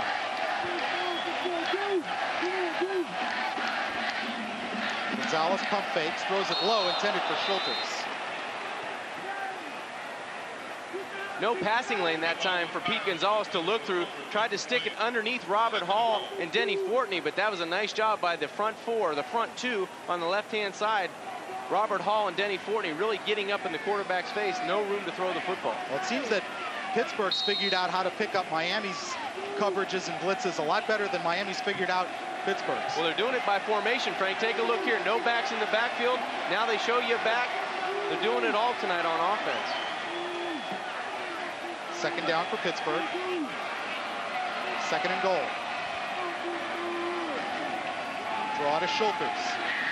Hit by Robert Hall, and he'll pick up 2, maybe 3 yards. Robert Hall, the big 6'6" sophomore out of Houston, Texas, making the tackle for Miami. And that'll bring up a third and goal. Yeah, another big third down on this drive for Miami's defense. This time they hold Pitt to a minimal gain on the draw play, but you take a look, there's a lot of blue jerseys, a lot of space to run in that middle of the football field. You see Rod Mack's helmet flying off. There's a lot of one-on-one battles going on down there on this football field. This is a tough physical football game on this Thursday night. Pittsburgh takes a timeout with a big third down play coming up. 4 minutes, 32 seconds left to go in the second quarter. It's the Panthers 14, the Hurricanes 7. We'll be right back here on Sports Channel. Are you tired of playing Twister with messy rope, tape, and twist ties? Then you need the Handy Bundler, the world's first endless tie wrap dispenser. No matter what the size, Handy Bundler tightens to a perfect fit every time and secures anything as easy as 1, 2, 3. Now neatly wrap cable and TV wires for a better appearance. Tie garbage bags tight in seconds. Look, ordinary tie wraps just aren't long enough, but the Handy Bundler's cord extends to any size, large or small. It wraps them all. You'll find hundreds of uses for the Handy Bundler around the shop, at home, in the office, and on the job. You get the Handy Bundler, over 50 feet of durable nylon strapping, and 100 locking clips, all for $19.95. And it comes with this unconditional money-back guarantee. Order now. Call 1-800-275-1717 or send $19.95 plus $5.95 shipping to the address on your screen. For faster delivery, call 1-800-275-1717. 4:32 left to go second quarter. Pittsburgh leading Miami and threatening to score some more. And look at the nacho stand, and I wonder if she paid a visit over there before. Third and goal for the Panthers. Schulters in motion. Gonzalez throws it away. Was looking for his tight end McMullen, but Miami had pretty good coverage that time. Yeah, they did good coverage that time by the University of Miami secondary and linebackers. They got underneath the middle receivers. That's where they've been burned the last 2 weeks. First by Arizona State, now by Pittsburgh over the middle of the football field. That time Pete felt like, let's get rid of this, take 3 points, go up 17-7. 4:28 left to go second quarter. A look at Pete Gonzalez. Pistol Pete, as they called him at Coral Park High School in Miami. Chris Forensic on to try the field goal. Out of the hold of Holland. Joe Holland. Kick is away, up, and no good. Hurricanes catch a break there. Chris Forensic missing from inside 25 yards. Boy, that's a huge break for the Canes that time. Just a chip shot, almost an extra point range for a field goal, and Pitt doesn't convert on third down and makes them pay. They miss the field goal. That keeps the score at 14-7. Could be a big momentum boost for the Hurricanes. Now that offense has to come out and do something about it. They need to move the football effectively against this tough Pitt defense. Well, I want to know just where are those little passes, swing passes to the backs that were so effective early, and now Pitt's coming with the blitzes. You would think that would be a play that they could hit. Yeah, Pitt trying to get some pressure on Ryan Clement. So far, they've done a good job of trying to get in his face and force the issue. First and 10, Hurricanes at their own 20. Darryl McMillan, a tailback. Quick three-step drop, complete to Reggie Wayne, and Reggie Wayne up across the 30 and has a first down. Run out of bounds by John Jenkins. Jenkins moving to cornerback tonight in place of Chuck Brown. Yeah, you see the passing yards right here. Miami 127. You never would have thought Pittsburgh would have more passing yards, but 168, doing a nice job through the air. But I really think a key is going back to Reggie Wayne on offense for Miami. I don't think the cornerbacks for Pittsburgh can cover and hang with him. I think Ryan really needs to look to his freshman wide receiver more. On 1st and 10. Now the pump and go. Going deep for Reggie Wayne, and he catches the ball out of bounds. That's a poor throw by Ryan Clement. He had Reggie Wayne running past his guy and just missed him. Yeah, they go for the home run. They went on the quick three-step drop the play before. This time they pumped the same play and tried to catch Pittsburgh sleeping. Had a man open down the middle of the football field. If Ryan can put it closer to the numbers, really, the throw leads him out of bounds. That throw has to be on the inside, closer to the numbers, or that's a touchdown. And that ties the score. Those are the type of plays that Miami has been missing in the in their losses against Arizona State last week and now early in this game against Pittsburgh. And the kind of plays that this program used to make. 2nd and 10. Fake to McMillan. Ryan put that one way up for Santana Moss, and it's out of bounds. Caught out of bounds again. And Santana Moss has just become the 15th scholarship player in this Miami freshman class. He is a track athlete. He was on a track scholarship, but once you play in a football game, you now count against the football limit. And Aaron Mosher, who was a walk-on whom they were going to award a scholarship to, but has been down with a hamstring injury really since the spring, they've decided to give that scholarship to Santana Moss. I tell you what, Santana Moss ran a terrific route that time. Ryan didn't deliver on 2nd down. Now he's looking at 3rd and 10. You don't want to see this situation if you're a Kane quarterback right now. Again, the pump fires outside to Reggie Wayne. And Reggie's going to get the first down on his own. Philip Clark making the tackle, along with Julian Graham, but a nice job by Reggie Wayne to pick up the first down. Yeah, great athletic ability, but number 80, Ernest Coakley for University of Pittsburgh, the linebacker, you see him running out to the sideline, has the play stop. He just over pursues. A nice job on the outside by number 87, the freshman wide receiver, Reggie Wayne, makes him miss, and that was a huge play on 3rd down for Miami. Now they can keep some momentum, try to stick it in the end zone, but they needed to make that 3rd down conversion. 3:50 left to go, 2nd quarter. The give to Darryl McMillan. And McMillan going nowhere, picked up maybe a yard. Eric Kasparovich on the tackle, and getting off the bottom of the pile is Ernest Coakley. No gain on the play. It'll bring up 2nd and 10. Frank, does it seem to you that Miami, the running backs tonight, aren't hitting the holes very quick? And it might be up front, the offensive line maybe are losing some of those battles on up front, and really penetration by the University of Pittsburgh up front. Yeah, the offensive line, they opened some great holes on that 2nd drive, including the Edgerrin James 30-yard run. Well, that turnover by Miami when they were down on the Pittsburgh 10-yard line looks like the pivotal play in this game so far. Clement to Omar Roll, who gets away from the tackler and gets down into Pitt territory at the 42-yard line. He'll have a first down. Did you say Omar Roll? Omar Roll. We have not heard Omar Roll tonight, no. a lot, and we haven't heard Magic Benton either, but that's a good time for him to come up. Number 9, Omar Roll on the other side, the junior wide receiver, makes a big play. Just a real quick one-step drop, gets the ball from center and delivers it right away. DJ Dinkins, number 1, missing a tackle, and now it's all athletic ability and power that gets another big play for the Canes. First down at the Pittsburgh 42. Draw to McMillan. McMillan with a hole across the 30. Darryl still on his feet and goes down at the Panther 26-yard line. Curtis McGee made the tackle, but that's a nice pickup and a first down from the 42 to the 26-yard line, excuse me, a 16-yard gain. Now that's an example of hitting the hole on the draw play. You take a look from the defensive secondary of Pittsburgh. Great blocks at the point of attack. You see right there by the offensive lineman, Carlos Cajella and Mike Weiner do a great job at the point of attack, allowing McMillan to spring through for a nice gain. 1st and 10 Hurricanes with 2:17 left to go in the first half. You see on those pass attempts on first down, or excuse me, on all the first down attempts, no gain on half the plays. Ryan Clement spends Miami's 2nd timeout. Now 2:13 left to go.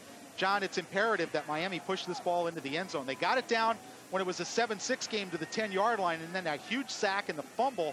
by Ryan Clement. Now, it wasn't a turnover, but it pushed him all the way out of field goal range. And now Miami has the ball and ultimately Pittsburgh got the ball back and scored, and that right now looms as the big play in this game. Well, if I'm Ryan Clement and I'm also a coach of the University of Miami, I'm waiting for Pitt to come with pressure right now. That's what they did last time when the Miami Hurricanes got down in the scoring zone. Now they're at the 26-yard line.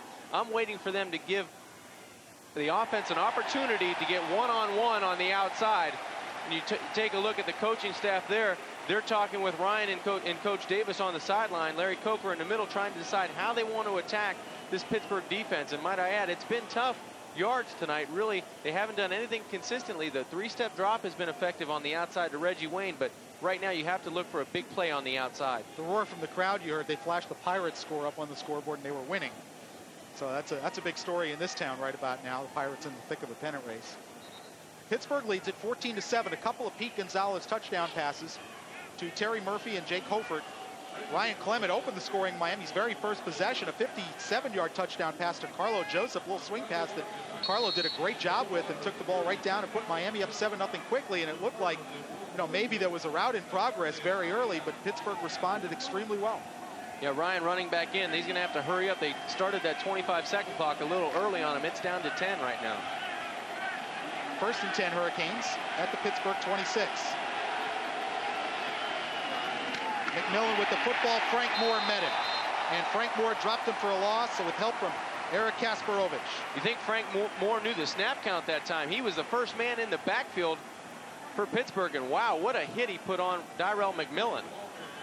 Take another look at it. Coming right at you. He just a fan by Carlos Cajella, I think, up front. He just missed him, flat out missed him, and that allowed Frank Moore, the senior for Pittsburgh, to get in the backfield at 300 pounds. I tell you what, he made him pay. 1:42 left to go first half. Hurricanes with a 2nd and 13. Play fake to McMillan. Nick Williams with the football on the completion, but a good tackle by John Jenkins, who has missed a couple tonight, but that time cut the legs out from the 269-pound Nick Williams and held it to a short gain. Yeah, John Jenkins, he was out in the first 2 ball games, come back. He's a senior. He's a backup free safety, but he gets the job at corner tonight. Nice job that time. He takes down a big player that time in Nick Williams. Nick goes at 269, and John's at 190. Good thing he went low. He takes his legs smart. That John Jenkins could be a smart player. 1:05 left to go first half. Big third down for the Hurricanes. 3rd and 8 after the pickup of 5 on the completion to Williams. Blitz coming. And Clement's going to be dragged down again. Ernest Coakley on the blitz. Takes him all the way back to the 40-yard line and again out of field goal range. You just can't do that when you're Miami in scoring. That's twice they've been down there, and both times Pitt has come with pressure, and they've taken right out of field goal range. They don't even have a shot at kicking the field goal. Right up the middle, the playmaker for Pittsburgh, Coakley at linebacker. No one touches him. Nick Williams has to get up and at least get a piece of him for Ryan to have a chance to complete that. It's man on man, one-on-one on the outside. Ryan can't deliver the football because up front Miami misses personnel, misses assignments. 3rd sack tonight for the Panthers. 17 seconds left to go in the first half and the clock counting down, and Miami will take the delay of game penalty. Well, that's twice they've been down there, once at the 10-yard line, once at the 26, and both times have wound up out of field goal range. And I think both times when Pittsburgh brought pressure, they missed assignments. They made mental errors, forcing sacks. That's at least 6 points off the scoreboard, could be 14.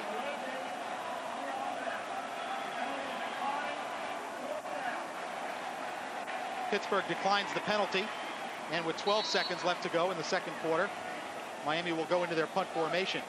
Jenkins standing back at the Pittsburgh 10-yard line. Andy Crossland is the kicker.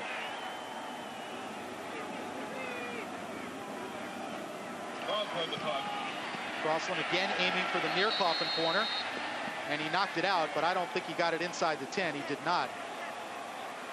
And they're still going. That's up to the 20-yard line. Well, so the Panthers will take over, John, with 7 seconds left to go in the first half, and they'll come out of this with the lead. I did not expect this tonight. I really thought Miami on the short week after losing to Arizona State would come out with a little bit more fire and a little bit more emotion, but it looks like Pittsburgh has done that after their big road victory against Houston. They've come out and really executed on offense and defense. Now I'm sure Pete will just take a knee and take that 14-7 lead at halftime into the locker room. Because Pittsburgh does receive the second half kickoff.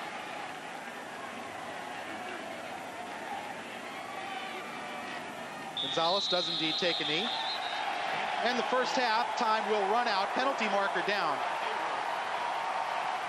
Now, Gonzalez got hit, but I thought the Miami guy was really blocked into it. Yeah, it was hard to tell. I'm going to have to see if we can get another shot of that. It looked like someone from the outside, after Pete had been touched and contacted down, they're going to get a personal foul. Maybe he was blocked into him.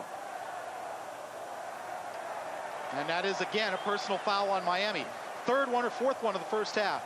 Yeah, take a look at the right-hand side of your screen. You'll see Pete Gonzalez go down on a knee. You'll see a Miami defensive player contact him there, but on the outside, you'll see number 25. Oh, there it is, Dennis Scott. Dennis Scott was not blocked into him. 15-yard penalty. That's just something that... He took a shot at one of the offensive linemen. Yeah, that's something you can't do. Even though it's 1 second left before halftime, that's something that you have to control. Well, I'll tell you what, that's going to get Dennis Scott a seat on the bench maybe next week. Because Butch Davis is really, I know, is fed up with some of this stuff. But I think not next week, but maybe the next play. Maybe in the second half. They're going to put 1 second back on the clock, and now it runs out. That is the end of the first half of play here at Pitt Stadium, and Butch Davis does not look real happy. And I don't think I think they want to put 1 second back on the clock. It looks like Pitt's not leaving the sideline. Well, it is halftime, and the score is the Panthers 14, the Hurricanes 7. We'll be back with our halftime activities, highlights, stats, and more here on Sports Channel right after this. It's worked out great for Pittsburgh, and when you take a look at the halftime numbers, it's not numbers that Butch Davis wants to see. His defense averaging giving up 400 yards a game, and they're on pace to break that wide open. Well, it's something Butch Davis cannot be happy with in the locker room right now. 252 yards the University of Pittsburgh has, 3 sacks. They put pressure on Ryan Clement all night long, 17 first downs, and then penalties, 7 for 80 yards. Butch Davis probably will have this team running out on the football field with a little bit more excitement than they had in the first half. The University of Pittsburgh's done a great job controlling this football game. Miami needs to take that back over if they have any chance of winning this game. And you look at Miami, they had only 2 penalties in their opening game, but regressed against a good Arizona State team, and I think they've gone even further backward in that area tonight. We'll be back with the second half kickoff and third quarter action right after this on Sports Channel from Pitt Stadium. Back at halftime, getting ready to start the third quarter with the Panthers leading the favored Miami Hurricanes 14-7. And Pittsburgh will receive to start the second half. John, Miami defensively, somebody's got to make a play for them. Well, somebody has to stand up and be accounted for. There's really no direction right now for the University of Miami. They need to correct this, or else they're going to be leaving Pittsburgh a very disappointed team. Schulters takes George Gaitan's kickoff at the 8 and runs it back up to the 24-yard line. Marquise Fitzgerald, along with Tavokius Bonner, making the tackle on Miami special teams. And Pittsburgh will start 1st and 10 at their 25. 14-7 Pittsburgh. Ryan Clement on Miami's first possession threw a 57-yard touchdown pass to Carlo Joseph, but Pete Gonzalez, you see his numbers for the first half, and touchdowns of 4 yards to Terry Murphy and 10 yards to Jake Hofford. Thought Pete Gonzalez had a terrific first half, and I really think he's thriving in this new offense that Walt Harris has brought in from Ohio State, spreading people around, giving different formations, and really confusing that Miami defense. There's been a number of occasions where mental mistakes has allowed Pitt to move the football down the field effectively, and that's really on Pitt's favor right now, on their side. That's that offensive strategy. Well, Miami's linebacking core is 2 sophomores and a senior who never really played very much until this year. The inexperience is showing tonight. On first down, short side pitch to Schulters. Schulters run down by Michael Smith. He held it to a gain of 2. The Canes defense have been very effective stringing out that pitch play. That's been the least effective play that Pittsburgh has run tonight, has been that toss, either wide side or in that case, short side of the field. The team speed really catching up, and I look for Miami's defense to get a little bit excitement. Butch Davis guaranteed, he told him in the locker room, we're kicking the ball off to Pittsburgh. Let's go 3 plays and out, and let's start something on defense. Second down, 8 for Pittsburgh. Just underway third quarter. Frank Fort and former Panther quarterback John Kajemi with you. Play fake, Gonzalez under pressure from Derek Ham, steps up in the pocket, and Gonzalez slides down at the 32-yard line, about 3 yards shy of a first down. Penalty marker down in the backfield, and this probably is going to be a hold on Pittsburgh. Yeah, you can move that probably to definitely. That was a blatant hold on the outside. The left tackle for Pittsburgh really a speed rush on the outside. I believe it was number 71, Derek Ham, just gets to the outside and does a great job on the tight end, number 88, Kirk McMullen, just beaten with pure speed on the outside. Kirk did the smart thing, didn't want to get his quarterback hit in the middle of the 1 and the 0. Takes the holding call, but that'll move Pittsburgh back. Yeah, the flag was thrown about the 19-yard line, so they'll go half the distance from there. The line of scrimmage was the 22. Holding on the offense. Half a distance to the goal line. Second down. I take that back. The line of scrimmage was the 27, and the flag was at the 19. So that's 8 yards, and they've moved it back to the 9, so about an 18-yard penalty against Pittsburgh. Repeat the second down, 2nd and 26. Rush coming. Gonzalez on the screen to Schulters. Schulters brought down by Michael Smith at the 14-yard line. Gain is about 4. I'm sorry, John. That's it. Frank Pete Gonzalez did a great job that time of holding the ball as long as he could, but he really paid for it. Take a look up at the top of your screen. 71, Ham, 94, Pegues. Everybody in there. You see number 92, Damian Lewis in on the stop. Did a great job of pressuring the quarterback. This is what Miami needed to do. Get Pittsburgh in a 3rd and long situation. Get the ball back for their offense. 3rd and 21. And a quick kick from the fullback Schneider. And he boomed it. Oh my goodness. Look at this. Dwayne Starks better pick this thing up. He does at the 35. Starks trying to get to the outside at the 40. Starks across midfield. Dwayne Starks down the sideline, finally run out of bounds at the Pittsburgh 37-yard line. Starks did a great job of fielding that quick kick. If he lets it roll, that ball gets inside the 20-yard line of the Hurricanes. Does a nice job of picking it up and then setting up a phantom block. When he picks up the ball, take a look, he'll point out and say, you get him, but there's nobody out there to block. He takes a look at who's going to blindside him. Dwayne uses his speed to get outside the quarterback, Gonzalez, and make a big play, turn around for the University of Miami. Ball just inside the Panther 39. Counter play to Darryl McMillan. McMillan bounces outside. McMillan still going. Good stiff arm and gets down to the 30-yard line as Curtis McGee drags him down, but a pickup of 8 on first down. I don't know, Frank. I've seen about 4 or 5 plays in the second half, and I think the words of Butch Davis have sunken in on defense, and now it looks like on offense they're getting a little spark as well. Little counter play here. You see taking the ball deep in his own backfield. Number 40, Carlo Joseph, doing a nice job securing the corner. Now it's all Darryl McMillan making a move on the outside. Gains 9 yards on first down. 2nd and a long one for the Hurricanes at the Panther 29. Again, McMillan. Gets only a couple, is going to be close to first down yardage.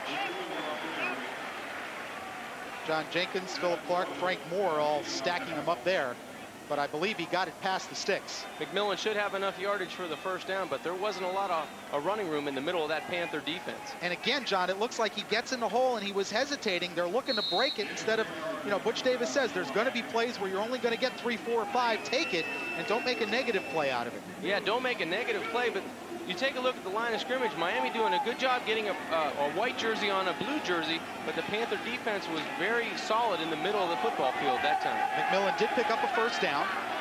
12:20 left to go third quarter. Miami down by 7. Again, McMillan, 3rd straight carry. McMillan across the 25. Eric Kasparovich on the tackle for the Pittsburgh defense with help from Ernest Coakley. And Darryl McMillan got about 4. Take a look at Butch Davis. Now Darryl McMillan getting a lot of the workload early in this second half. He's coming out of the ball game right now. He'll be replaced by number 5, Edgerrin James. But Butch has to be happy with the turn of events. A quick kick on 3rd down, and Miami gets instant field position and now driving on the Panther 24-yard line. And Dwayne Starks returned the quick kick 27 yards. 2nd and 6 for the Canes. Quick pitch to Edgerrin James. Carlo Joseph out in front. James tripped up as he gets to the outside. Flag down. They got Omar Roll on a hold. You called it, Frank. Omar Roll on the outside. The side judge closest to the Hurricane bench, and that's another example of a penalty holding the Miami offense back. It's holding on the Hurricanes. Flag thrown at the 24. They'll go back 10 from there. And you see Butch Davis talking to Omar Roll. You just can't have that kind of penalty. And he's saying there's really no need for that. Edrin's on the outside anyway, and he just about pushed him and tackled him in the back. There's no need for that to happen, and there's been a lot of there's probably 4 or 5 mental mistakes and just physical mistakes that Miami has made this evening that have really cost them. And the problem is a lot of those mistakes are coming. Block in the back against the offense, 10-yard penalty, second down. A lot of those mistakes are coming from upperclassmen. Omar's a junior. Nate Brooks is a junior who had the big personal foul penalty on the punt return, which gave Pittsburgh momentum. They needed to go toward their first touchdown. So they'll replay second down. It's 2nd and 17 from the Pittsburgh 34. Corner blitz, Frank. They're faking. There they come. Ryan bobbles the snap and got back on it. But that'll bring up a 3rd down. Well, that's something that I've done too many times as a quarterback. You can't do anything until you get the football. You know exactly what's coming, and he knows the corner blitz is coming, and Ryan just wants to get the ball, take one step back and throw it out to his receiver, but you have to have control of that center quarterback exchange before you can do that. Luckily for Miami, Ryan gets back on the football, but that gets the crowd back into it and makes it a 3rd and very long. Well, aside from the one big play they had on their first possession, even the past, going back the past 6 quarters, the Miami offense just has not been sharp. Clement with the blitz on toward the sideline, and a great catch out there by Reggie Wayne. He may be about a foot shy of a first down. Great timing on the pass play that time by Ryan Clement and Reggie Wayne. Ryan threw that ball before Reggie was even out of his break. He had pressure, he was under duress, puts a nice ball and makes it a catchable ball too. Reggie has to come back and get that football. Did a great job of putting his hands underneath the football in the ground. You take a look there, Reggie does a nice job of just trapping it to his chest, makes the catch, and now it's 4th and very short. Miami about a football shy of a first down. Crowded Pittsburgh Stadium urging their defense on. Ryan Clement on the sneak has the first down. So Miami will keep the drive alive at the Pittsburgh 16-yard line. 10 minutes exactly left to go, 3rd quarter. Nice job by the interior line of the Hurricanes that time on offense, really blowing Pittsburgh off of the line of scrimmage. Ryan only needed a length of a football. Looked like he got a dozen footballs on that one. Miami continues to keep this drive alive at the Panthers 16-yard line. Well, this is where Miami's got to get in the red zone. They're 0 for 1 in the red zone tonight. They just need to protect down here, Frank. They know Pitt's coming with the blitz. On first down, Edgerrin James behind Freeman Brown is tripped up. Good play by John Jenkins. Held it to a gain of maybe a half a yard.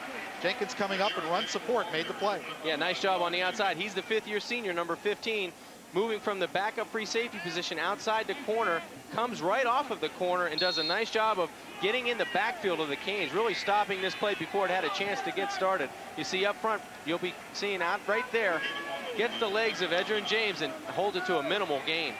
Gain of a yard. As the play made by Jenkins, 6'2", 190 senior out of North Versailles, Pennsylvania.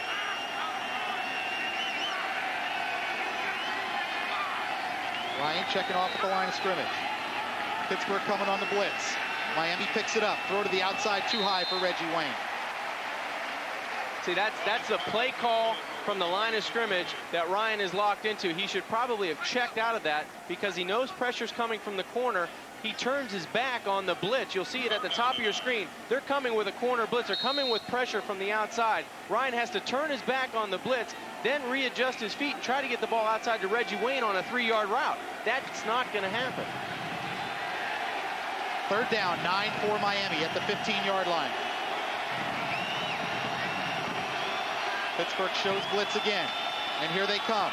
Again, the Canes pick it up. Clement, incomplete for Omar Roll, broken up by Troy Creighton.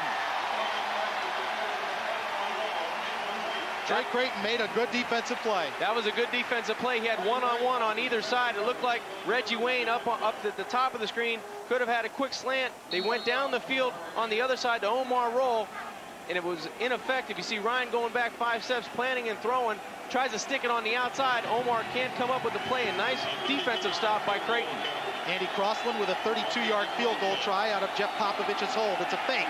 Popovich going to have a first down. He threw the ball to the end zone, and it's caught. Touchdown. Wow. Great call by Bubba Franks has a touchdown. Wow, Bubba Franks gets 1 foot in college, and a nice gutsy call by the University of Miami. I tell you what, Jeff Popovich was tiptoeing the offensive line of scrimmage. I think he beat it by a half a yard, throws it to the back of the end zone, and Daniel Franks, number 88, the freshman tight end, he's 6'6", goes up and gets the ball. Touchdown, Canes. Jeff Popovich, the former high school quarterback out of Tucson, Arizona, has stunned the Pittsburgh Panthers with the fake field goal and the pass to Bubba Franks. Bubba Franks' first collegiate touchdown. On the conversion, Andy Crossland puts it up and good.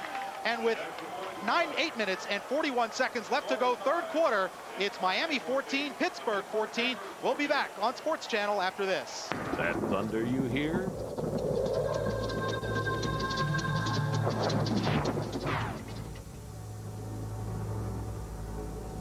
It's not an afternoon Florida storm. It's Bobby Bonilla hitting homers out of the park. The pennant race heats up when the Marlins take on the Expos. Game 1, September 23rd, 7 p.m. on Sports Channel. Hi. 8 minutes, 41 seconds to play third quarter. Pittsburgh and Miami tied up at 14. A beautiful night here in Western Pennsylvania. Let's take another look at the fake field goal.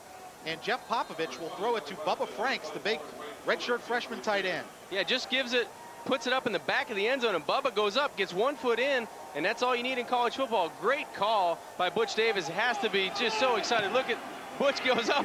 Butch went up higher than Bubba, I think, on that play. He did a great job of going up and getting the football. Big play for the Canes. Schulters with the kickoff tried to shake away from Tavokius Bonner and did momentarily, but Tavokius came back to make the tackle along with Wilbur Valdez at the Pittsburgh 29-yard line. Flag on the field. Let's take a look at time of possession. Miami has controlled it, which is in stark contrast to their first 2 games of the season when the opposing teams really controlled the clock. Time of possession per game coming in, Miami about 26 minutes, the opponent's 34. Yeah, Miami has held the ball, but they really haven't been productive in holding the ball, getting down inside the 20-yard line, haven't come up with any points. That time they make the special teams. They've had some errors on special teams tonight. They've done a good job of getting Jeff Popovich involved, and they get a score to tie it up. On the returning team, 10-yard penalty, first down. So Pittsburgh will move back 10 yards on the holding penalty and start at roughly their 20-yard line. The new look Pittsburgh Panthers, new uniforms, new logo, new head coach, and seemingly a better football team through 3.5 games. On first down, Gonzalez with play fake, gets away from 1. Now Pete's got some room to run and falls down at the 25-yard line. He'll pick up 5. Nice job of escapability in the middle of that Panther pocket that time. Did a good job of getting outside and making a productive play on first down. You see Pete come out with a little play action. Miami really did a nice job of getting some pressure this time. Up the middle, you see number 92, Lewis, comes in and makes Pete escape the pocket. Then it does a smart thing again, gets down. Don't take a shot downfield. Gets as many yards as he can and puts him in a good situation. No one behind Gonzalez. Motion from Hofer. Quick throw to the outside, complete to Hofer, and he has a first down at the 30-yard line. Michael Smith made the tackle, but it's a pickup of 6 and a first down. Pitt again throwing early in first and second down situations. This time it's 2nd and 5, and they come outside to Jake Hofer, number 9, the senior wide receiver. Does a nice job getting outside, securing the football. First down, Pittsburgh. Pete Gonzalez doing an effective job running this offense. I think he's doing a terrific job, and I think the offense speaks for itself. They look so much better than last season. I mean, you can't even imagine how much better they looked from the last time we saw the Pitt Panthers. Pittsburgh again coming out with the spread formation and 5 receivers. Gonzalez steps up in the pocket, down the middle, off the hands of Murphy. Rod Mack had the coverage, and the incompletion will bring up 2nd and 10. Rod Mack on the coverage that time. More of a drop ball than Rod actually making a play, but he was there. That's the good thing. In the middle of the football field is when Miami has not done a good job. You take a look from the end zone. Pete Gonzalez with no backs in the backfield, drops back. Rod Mack zeroes in right to the bottom half, number 51. Zeroes in on his wide receiver right away and is in great position to stop the pass play. 2nd and 10, Pittsburgh. Ball just outside their 30. Dwayne Schulters, the lone running back. You see the drop passes tonight. Both teams been guilty of that. And here comes pressure, and Pete Gonzalez will go down, the first sack of the night. Chad Pegues and Damian Lewis combining on the sack. Lewis and Pegues coming right up the middle. It looks like that Pitt Panther offensive line, the last couple of plays have been giving ground, and that Miami defense has been getting closer and closer to Pete Gonzalez. This time they make him pay right off the snap of the ball. You see number 92, Lewis, just dominating on the inside, beating the center up the middle, and just throwing his hand right in the center's face, and does a good job. It could have been called. The center had his hand in Lewis's face mask. That's what it was. It's 3rd down and 18 for Pittsburgh. Gonzalez again to throw. To the outside, caught out of bounds. Incomplete. And Pittsburgh will be forced to punt. This is what Miami needed to do. Go down and score, which they did, tie the football game, and now have their defense come out and make a nice defensive stand, get the football back for their offense, and see if they can take over the football game midway through the 3rd quarter. Jake Hofert, the intended receiver. That'll bring up a 4th and 18. Dwayne Starks and Nick Ward both go back deep for Miami, as Cofield will kick it away, standing inside his 10.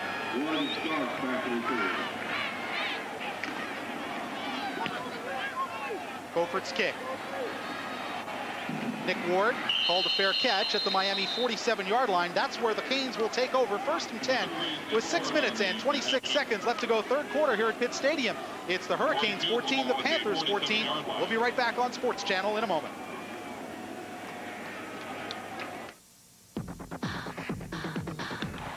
the Marlins are in the win column. Strike him out, swing. Hasta la vista, baby. Unbelievable, my goodness. It's coming close. The Marlins have been rock solid. This guy is superstar material. The 2nd no-hitter in Marlin history. The Marlins battle the Expos Tuesday, September 23rd, 7 p.m. only on Sports Channel. Tickets to the inaugural game of the Tampa Bay Devil Rays in 1998 will be the most sought-after item in Tampa Bay. Buy a season ticket for as low as $3 a game and guarantee yourself a seat at opening day. Don't put it off any longer, because someone else will be sitting in your seat. Be at all 81 Devil Rays games at Tropicana Field for as low as $243. The demand is growing. Call 813-825-3250 now to make sure you'll be there for the entire inaugural season. Call now. Be a part of Tampa Bay sports history. AutoNation USA presents Sunday Morning NFL, the most comprehensive coverage of Florida's 3 NFL franchises on Sports Channel's Sunday Morning Playbook. Get a complete preview of the day's matchups. Like the Dolphins, the Tampa Bay Bucs are hot.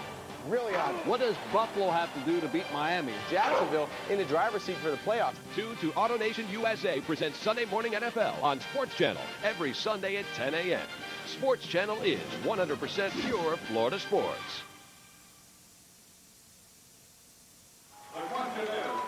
You see the time and the score here in the 3rd quarter at Pitt Stadium. Homecoming for the Pittsburgh Panthers. Our next Hurricane broadcast will be next Saturday. West Virginia visits the Miami Hurricanes. You'll see it 11:30 Eastern time here on Sports Channel. I'll be with you along with my partner John Congemi, who is a legend here in Pittsburgh, Pennsylvania. And we'll be calling, talk about rivalries. How about West Virginia and Miami, what that's turning into? West Virginia and Pittsburgh's always been a great rivalry. They're only about an hour apart, those two schools. Yeah, Miami, West Virginia, that'll be a terrific football game. Has been over this of the series of the two schools. Since Miami joined the Big East, certainly. 1st and 10 Hurricanes at their own 48. Edgerrin James with the football. Spins out at the 50. And gets to the Pittsburgh 49 before he's thrown back. Marlon Young and Jason Sobolewski leading the tacklers. Frank, let's see what the University of Miami can do right now. They get great field position on the 48, 47-yard line. Now let's see if they can take it down and really put this game in perspective. They were supposed to come up here and really have their way with the University of Pittsburgh. They've been in a dogfight, it seems like, maybe 4 of the 5 seasons. And you see the Goodyear blimp. Talk about something of beauty. That's pretty cool right there. That's great. 2nd and 6 for the Hurricanes. Talk about having their way with Pittsburgh. John, I don't know if this Hurricane team is good enough to really have their way with anybody. They did at Baylor, but I don't think we're going to see that for the rest of the year. Interception by Kasparovich. Tripped up by Darryl Jones, and he saved the touchdown. Eric Kasparovich picking it off. You could see that coming all the way. He had outside leverage, and there was no separation. Ryan tried to squeeze the football into a tight spot, and that's something you can't do on the outside of the football field. You see, the defender from Pittsburgh really had the angle, and you don't throw that football. You maybe throw that to Butch Davis or over his head, but that time Ryan tries to force that one in there, and it comes up a turnover for Pittsburgh. Just a misread by Ryan Clement. Yeah, that's a ball Ryan will want to have back. He'll watch that tomorrow and say, there's really no reason I should have thrown that football outside. I tell you what, if Darryl Jones doesn't make that shoestring tackle, it's 6 points for Pittsburgh. On 1st and 10, Schulters got away. And Schulters gets it down to the Miami 32-yard line, close to a first down.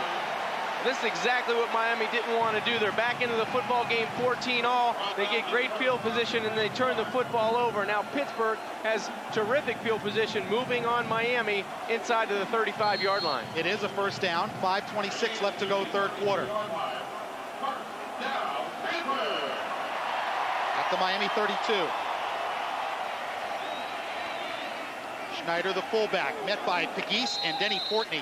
Chad Pegues and Denny Fortney stopped that one cold for no gain. I think Chad's been waiting on the sidelines, wanting to play for the University of Miami this year. He's coming up big tonight. He's made a couple tough, hard-nosed football plays on defense, and that time comes in and really delivers a blow in the middle of the screen. You take a look just to the left of the football of the center. Right there, bam, number 94 is in with a host. Number 99 also, Denny Fortney, in with the tackle. 2nd and 10, Pittsburgh.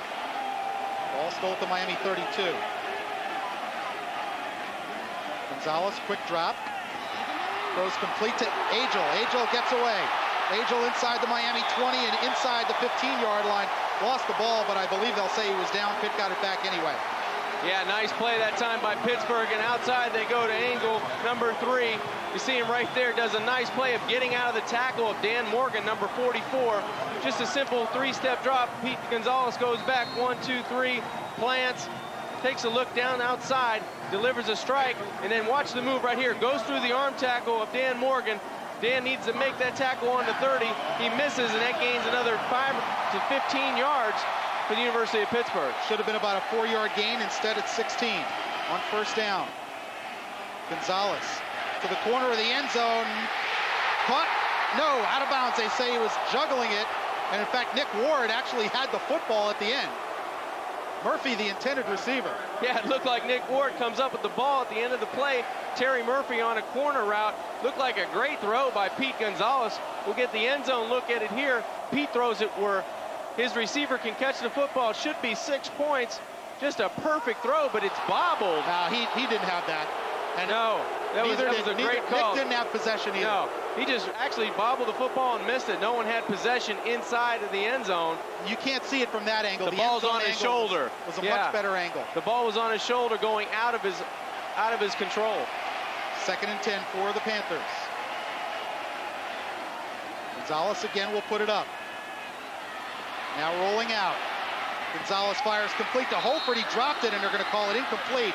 Good hit by Nick Ward, forced him to cough up the football. Incomplete pass. And nice pressure by the Miami defensive front that time, flushing Pete Gonzalez again to his left. Really didn't have anyone in the end zone. Tried to fit one in there, but the Miami defense comes up with a nice play.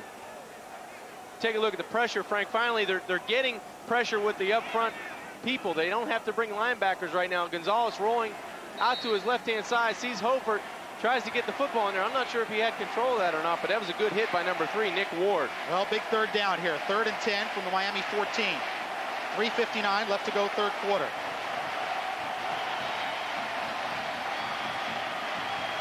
Motion from Schulter. Watch that quarterback draw.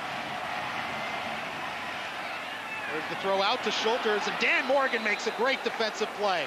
That's a loss of 3 yards. That time, Dan Morgan took a spot on the chest and really zeroed in on that tackle. There was no arm tackling there. That time, that was pure power and a nice play by a freshman linebacker. You see him sprinting out to the outside. He's the only man in space. If he misses this could be a big play, but Dan Morgan makes a beautiful tackle outside. A nice play by the freshman linebacker. The true freshman out of Taravella High School in Coral Springs, and that forces the Panthers to settle for the field goal try. Chris Forensic, who earlier missed a chip shot field goal, will now try from 33 yards out. Snap is bobbled. And down he goes.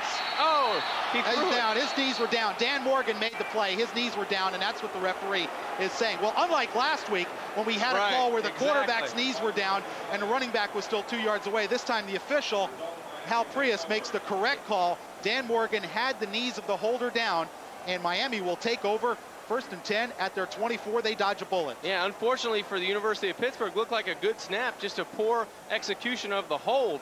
It was bobbled, and after that, it looked like confusion in the backfield. You see Dwayne Starks trying to dive as if the kick was going to happen. Dan Morgan comes in from the outside. He's responsible for the holder. Does a nice job of bringing him to the turf. Joe Holland, the holder, could not handle the snap.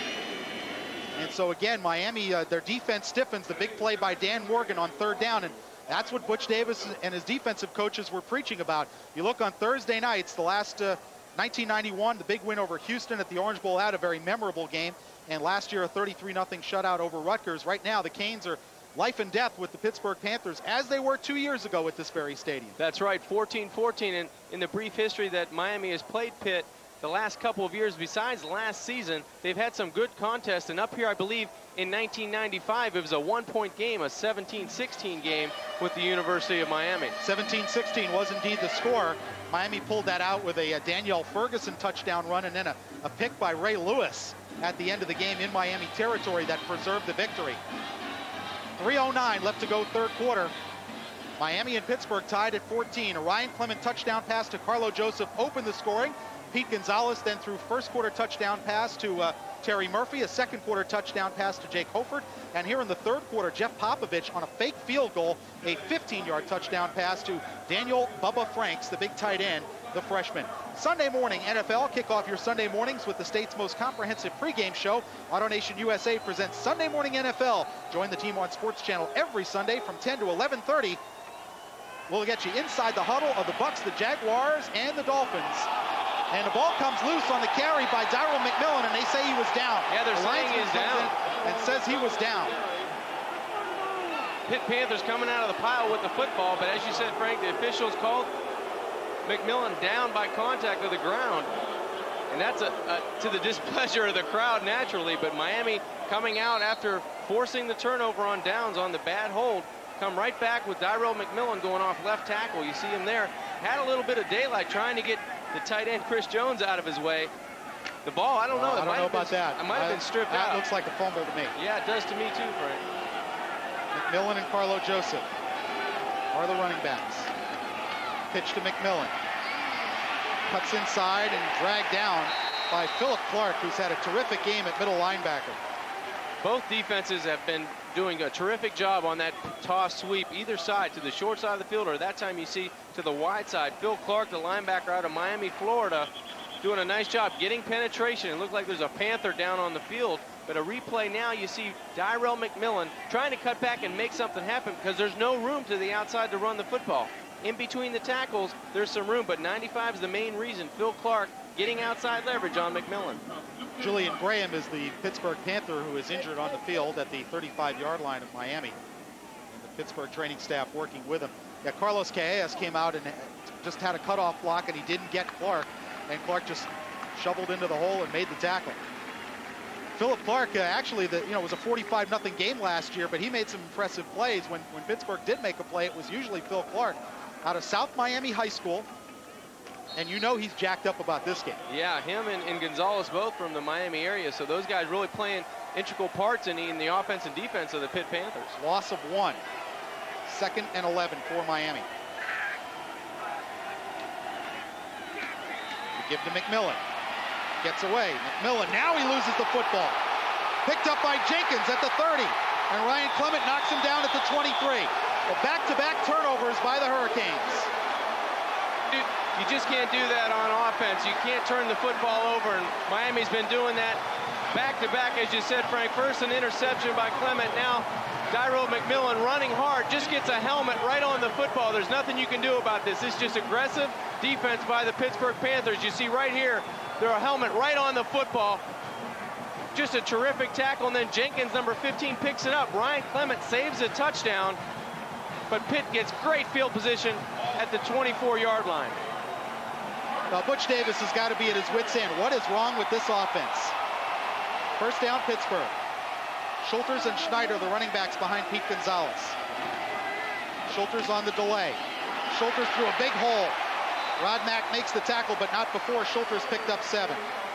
Big hole off the left-hand side. You see number 24, Schulters, does a great job of really getting small because there wasn't a lot of room off the left-hand tackle. You see right here, he just squeezes through that hole right there and then explodes into the secondary for a 7-yard gain. Well, he's only 5'7" to begin with. That's right. He got hard for him to get small. That's right. 2nd and 3 for the Panthers.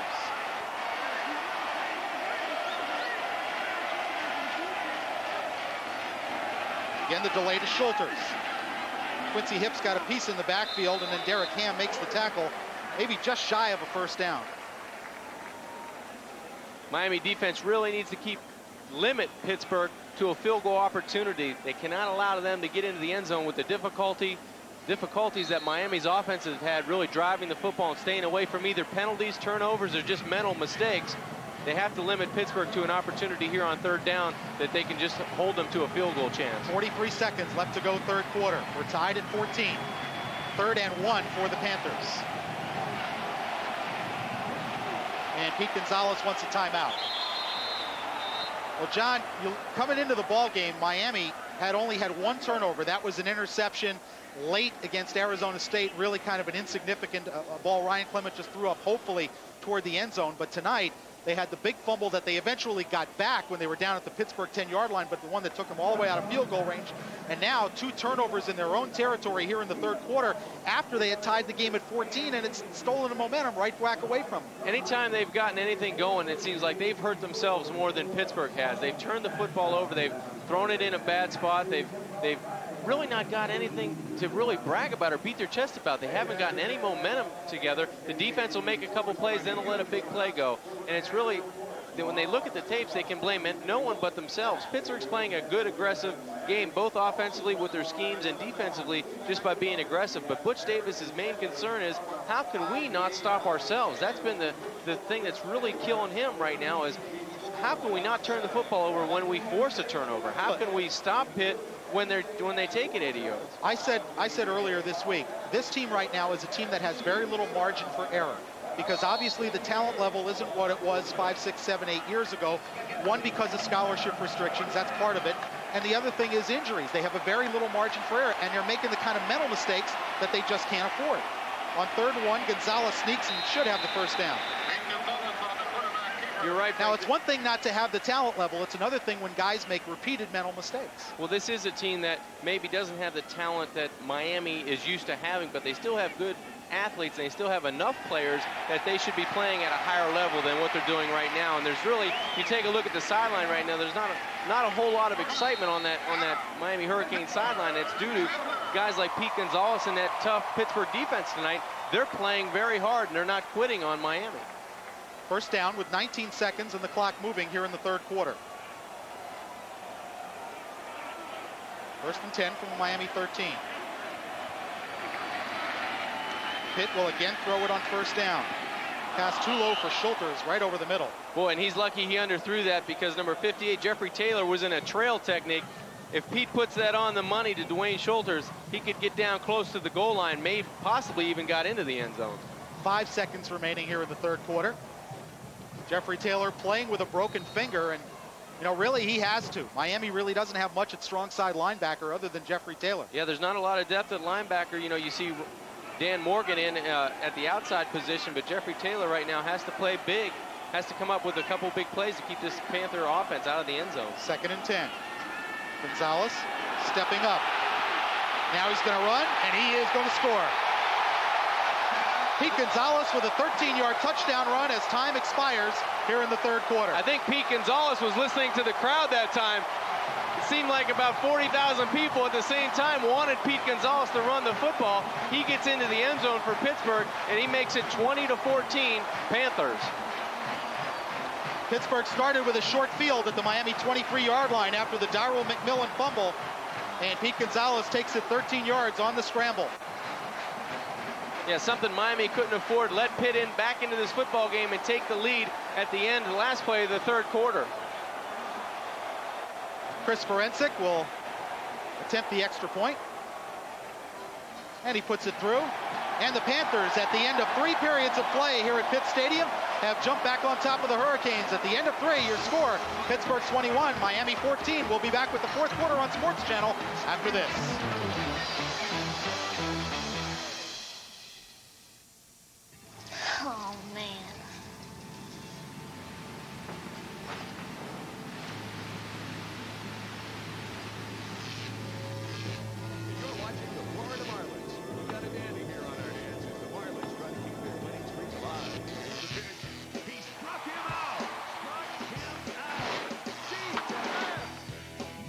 means magic all season on Sunshine. Cool. Hey, Heineken's giving away season tickets to one of Florida's NFL teams. No. Yeah, get this. I went down to my local participating Heineken retailer, checked out the contest display, snagged an entry form, and now all I gotta do is watch Sunday Morning NFL on Sports Channel, and I can win tickets to an upcoming game. No. Yeah, and get this. If my team runs back the opening or halftime kickoff, I win season tickets for 1998. No. Yeah. Hey, you want a Heineken? Yeah. See your local participating Heineken retailer for contest rules and regulations. Back at Pitt Stadium with the fourth quarter getting underway, and the Panthers have just taken a 21-14 lead on a 13-yard touchdown run by quarterback Pete Gonzalez. You take a look from the end zone, there's nobody in the middle of this football field, and they're in man coverage, so everyone's running with an offensive receiver. You see Dan Morgan across the face, he's with an offensive receiver. No one's responsible for the quarterback. Pete Gonzalez takes it in for the score, and it's 21-14 Panthers. And the reaction in the corner of the end zone from Pete Gonzalez, Pistol Pete. How do you think this young man feels being from the city of Miami, playing against the University of Miami on his home turf? He's got to be excited about his performance because he's played terrific tonight. Well, if this score holds up, this is reminiscent of Butch Davis's first year at Miami, where they lost to a Pac-10 team, in that case UCLA. They lost a surprising game to a Big East opponent, which was then Virginia Tech, and started off the season 1-3 after they lost to Florida State. Eventually they finished 8-3, but it was a game where they walked the tightrope, a season where they walked the tightrope in a lot of those games. Yeah, and they had to pull off a string of victories after that Florida State loss to really have a successful season. Let's hope that doesn't get to that point tonight. Paul Ruzila will kick off. Trent Jones and Jeff Popovich back to receive for Miami. Short kick. Trent Jones at the 16. And Jones stacked up at the 32-yard line. Lee Leitner, backup defensive back, making the tackle. Let's look at the numbers through 3 periods of play. And the rushing yardage for Miami is not something that they're going to be very proud of. No, getting close to 200 yards, but 300 yards in total offense after 3 quarters. Can't be happy with that, but the 2 turnovers really costly to Miami. The last one resulting in a touchdown for Pittsburgh. The 2 turnovers and the 1 fumble that took them out of field goal range, a ball they eventually knocked out of bounds, but it was a huge loss. 1st and 10 Miami at their 32. Chris Jones in motion. Counterplay to Edgerrin James. Slides through the hole to the 35 and picks up 3. And he is swarmed under. DJ Dinkins, the free safety. And again, that man, Philip Clark. Most of the time when we've watched number 5, James, run the football effectively, he's buying time in the hole, but he's getting yards as he's doing it. Tonight, it seems like there's really no urgency to get Edgerrin through the hole. The holes are there for a second, but then they're closing. Pitt's defensive front and linebackers are pursuing to the ball. He needs to hit that hole a little quicker tonight. 2nd and 7. James pops through there to the 40, and that's as far as he gets. Pick up a 5, it'll bring up a 3rd and 2. Darnell Dinkins on the tackle, along with Calvin Robinson, number 55. Pittsburgh gambling a little bit, trying to get a little bit of a blitz on 2nd down. The running play could score it out the other way. You see the linebackers coming on a blitz from the inside and outside. Edgerrin almost pops it, almost springs a big play, but they hold up about a yard short of the 1st down. 3rd and 2 for Miami with 13:36 to go in the game. Chris Jones in motion. Edgerrin James.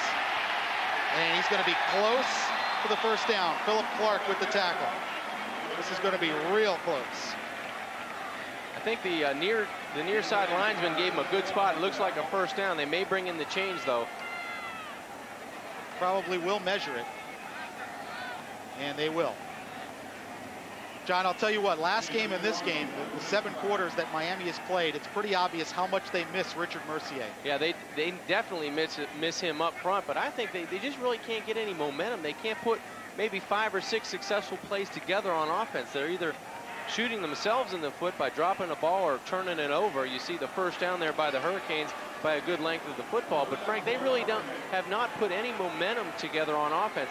They've had 2 great passing plays, 2 completions. They'll come back with a drop. They have 2 good running plays, and then Edgerrin or Dyrell will have nowhere to run, or they will have a hole, and they can't get them through the other side. It's just really stopping themselves, and they've run into a team that really has a 7-point lead and starting to play like they can win this football game. And the Panthers are up 7. First down Miami at their own 42.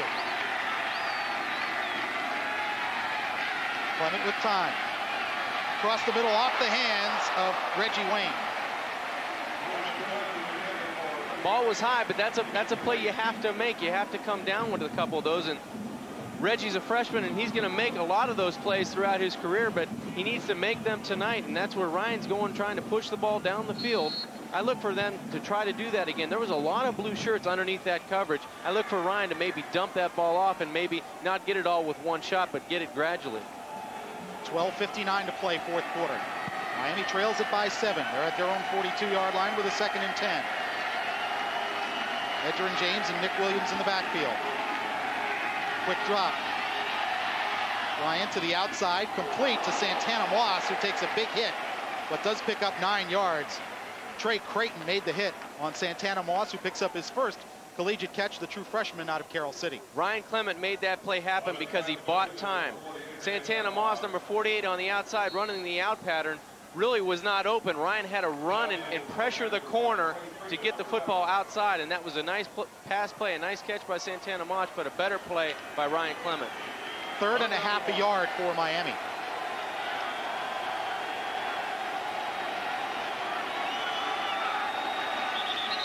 Clement with the sneak, and they blew the play dead.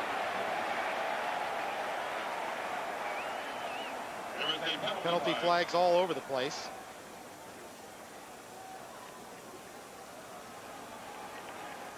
And Hal Prius' Big East crew will sort this out.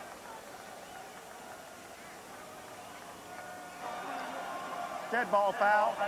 Ball start on the offense. 5-yard penalty. 3rd down. Well, that'll drive Butch Davis up a tree. Well, that just adds to the long list of things the University of Miami have done wrong tonight. Butch can't believe it, because it's been one thing after another. If they're not turning it over, they're jumping off sides. I really didn't see anything on that replay. Well, Robert Sampson, the left guard, looked like he moved his other hand down on the ground and started off a little early. If you're a lineman and you're in that set position, you really can't move anything, and that was very minimal, but the official on that side picked it out, and that'll cost Miami dearly. So we go from a first down on the quarterback sneak to a 3rd and 6. Frank Moore with pressure. Ryan steps up and delivers complete to Reggie Wayne. He's got it at the pit 42 for a first down. Talking about going up on a ladder and making a catch. A couple plays earlier, over the middle, Reggie Wayne went up to catch a ball, went off his fingertips. This time he comes down with a big 3rd down conversion. Take a look from the Panthers end zone. Ryan goes back, and he's going to his outside freshman receiver right away. Steps up in the pocket, and watch him go up to get this football. Great athletic catch by the freshman wide receiver. 1st and 10 Miami. Pittsburgh 42-yard line. Edgerrin James behind the Nick Williams block, and Edgerrin James pops through to the 31-yard line. Julian Graham making the tackle along with Darnell Dinkins, and a pickup of 9. That time Edgerrin didn't dance around the hole. He squared his shoulders up to the line of scrimmage and got through it. That time he almost broke it out the backside of that hole to make a bigger gain, but he was a little bit more aggressive on this run. You'll take a look at it.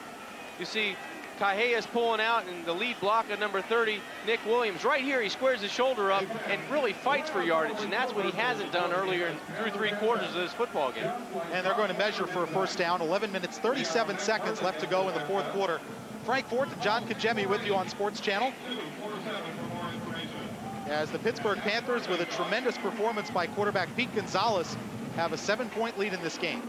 And I think this offense really, John, was built for Pete Gonzalez. I'd like to go back and play quarterback. Mike Godfrey's here tonight with the ESPN telecast. He brought the run and shoot to Pittsburgh my senior year, and this offense is really interesting to watch because it looks like they're beating Miami before the ball's even snapped, just by where they're placing the running back in the formation of the tight end and some of the motion that Arizona State used so successfully last weekend at the Orange Bowl. 2nd down and a yard for the Hurricanes upcoming.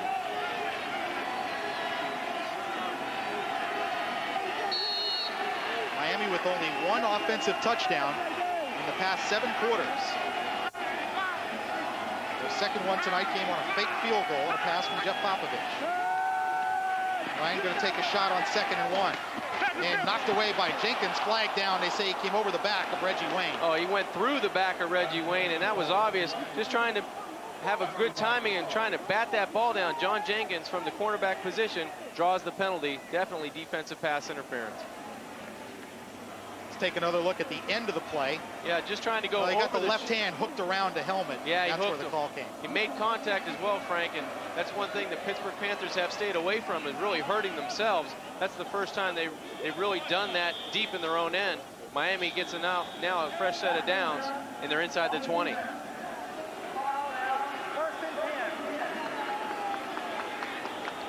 First and 10 from the 17, 11 minutes, 21 seconds to play. And I'll say it again, this is where Miami, they're in the red zone. I was just going to read your mind. Chris Jones in motion to tight end.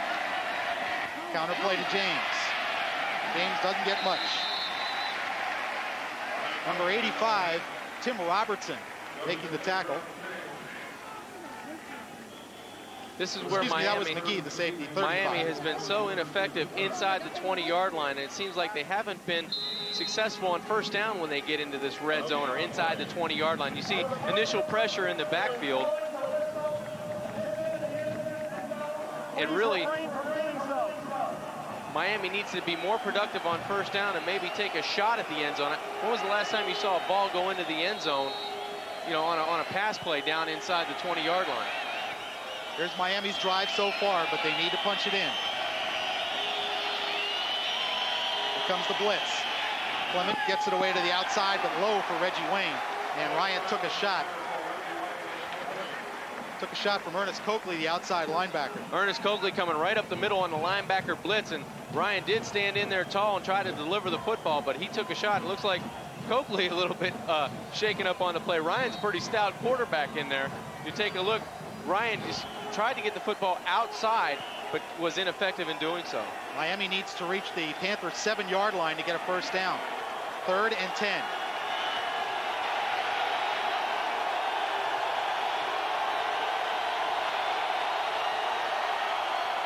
Blitz coming. Clement to the outside, incomplete, going for Santana Moss, and the play was there. They picked up the blitz pretty well. Ryan just did not deliver the ball that well. That time, Ernest Coakley came around the offensive tackle on a delayed blitz. Ryan looking to his right first. He sees the blitz coming right in his face, tries to deliver the football. I don't think Ryan could step into the throw because of the pressure of Coakley. Couldn't get enough on the football to get it out to Santana Moss, and that was a result of nice pressure by the Panther defense. So Andy Crossland lines up for a 35-yard field goal try.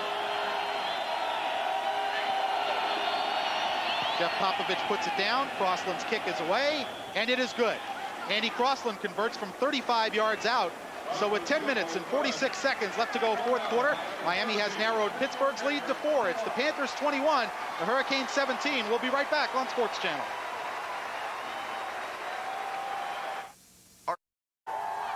A look at your scoring by quarters, and Miami has just narrowed it to a 21-17 lead with 10 minutes and 46 seconds left to go here in the fourth quarter. Coming up following the football game, it's all the scores, all the highlights, everything you would possibly want to know in the world of sports going on today on CNN SI. That's following Hurricane football here on Sports Channel. Big East opener for both teams, Pittsburgh and Miami.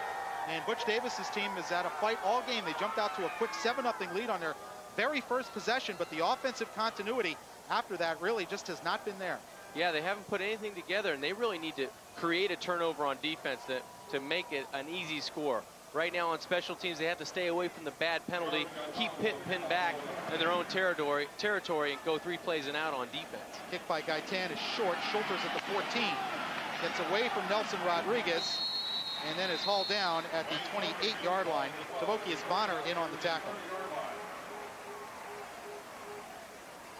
Well, Pete Gonzalez and his offense will start from there at the Pittsburgh 28. They lead it by 4. Still 10:36 to play. Frank, in the last couple of possessions for Pittsburgh, the defensive front four of Miami has really gotten to Pete Gonzalez and flushed him out of the pocket, sacked him once, made him, forced him into a couple plays that he's running for his life. That front four needs to do that right now on first down. They've thrown on first down a high percentage of the time tonight. And that has been their MO really through the first 3 games. Now the draw to Billy West, who dribbled it, got it back, and is going to make a few yards out of it. In fact, 7 yards before Eugene Ridgely made the tackle. Well, a break for the Panthers because West double dribbled it. He sure did, and he traveled with it, it looked like, too. He's going through the line of scrimmage, bobbling the football, gets it, regains possession, and then makes a big gain of 7 yards. You see, I'm not sure if the handoff was so crisp. It hit him in the shoulder pad, up on the right shoulder. That was Pete Gonzalez. He needs to stick that football in there and look in that handoff. That could have been a big play for Miami. Second and a long 3 for the Panthers.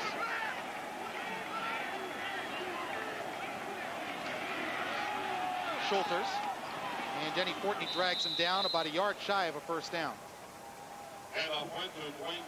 Big 3rd and 1 coming up for the Pittsburgh. Huge with 9:45 and counting in the ball game. Denny Fortney holding down that left defensive end position does a nice job of sliding down the defensive front and making a tackle for the Canes. 3rd and short. Clock moving with 9.5 minutes to play. Pittsburgh holding the 4-point lead. Frank Fort, John Congemi with you on Sports Channel from Pitt Stadium. Still Pitt Stadium, even though they want to be called Pittsburgh. Miami shows blitz. Schulters dives into the pile, and I don't think he made it. I don't think he got there either, Frank. Chad Pegues down there on the bottom of the pile. Then he had help from Rod Mack and Derek Ham up top. That time at the point of attack, those white jerseys were not going backwards. They held their ground. They did a great job of physically stopping Pittsburgh on 3rd down. That'll bring up 4th down. And Pittsburgh sends the punting team on the field. Let's take another look at the push along the line of scrimmage. Yeah, take a look at the white jerseys. They're stalemating Pittsburgh at the line of scrimmage, and they did a great job. 59 did a super job for the University of Miami. Michael Smith holding his ground and staying in there, forcing the punt. Cofield standing at his 23. He'll kick it away. Wayne Starks moving up on it, takes it on the run at the 28. Got away from one guy and squirts up to the 35-yard line before the Panthers close down on him. Kirk McMullen, backup tight end, making the tackle. Miami takes over 1st and 10 with 8:19 left to go, and the Hurricanes trailing the Pittsburgh Panthers 21-17. We'll be back with more 4th quarter action here on Sports Channel. He was the first head coach in football history to win both a Super Bowl title and a National Collegiate Championship. He's one of only 2 active coaches who've led a team to 2 Super Bowl titles. He's one of the NFL's most successful head coaches.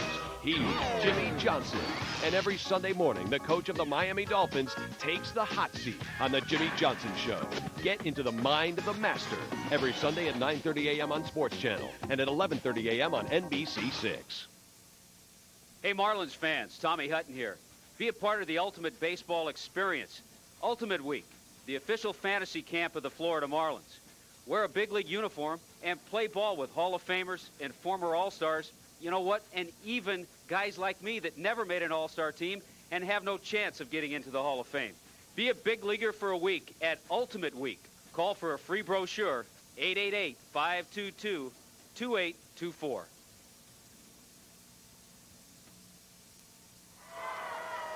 .19 left to go here at Pitt Stadium with Pittsburgh leading the University of Miami 21-17. Nobody covers the NFL like Sports Channel. Tune in to Sunday Morning NFL every Sunday at 10 a.m. The state's most comprehensive pregame show takes a look at Florida's NFL matchups. The Dolphins and Bucks go head-to-head, and the Jaguars battle the Steelers in a Monday night showdown. It's all right here on Sports Channel, Sunday Morning NFL. Play resumes with 8:19 left to go. Miami with a 1st and 10 at their own 35-yard line.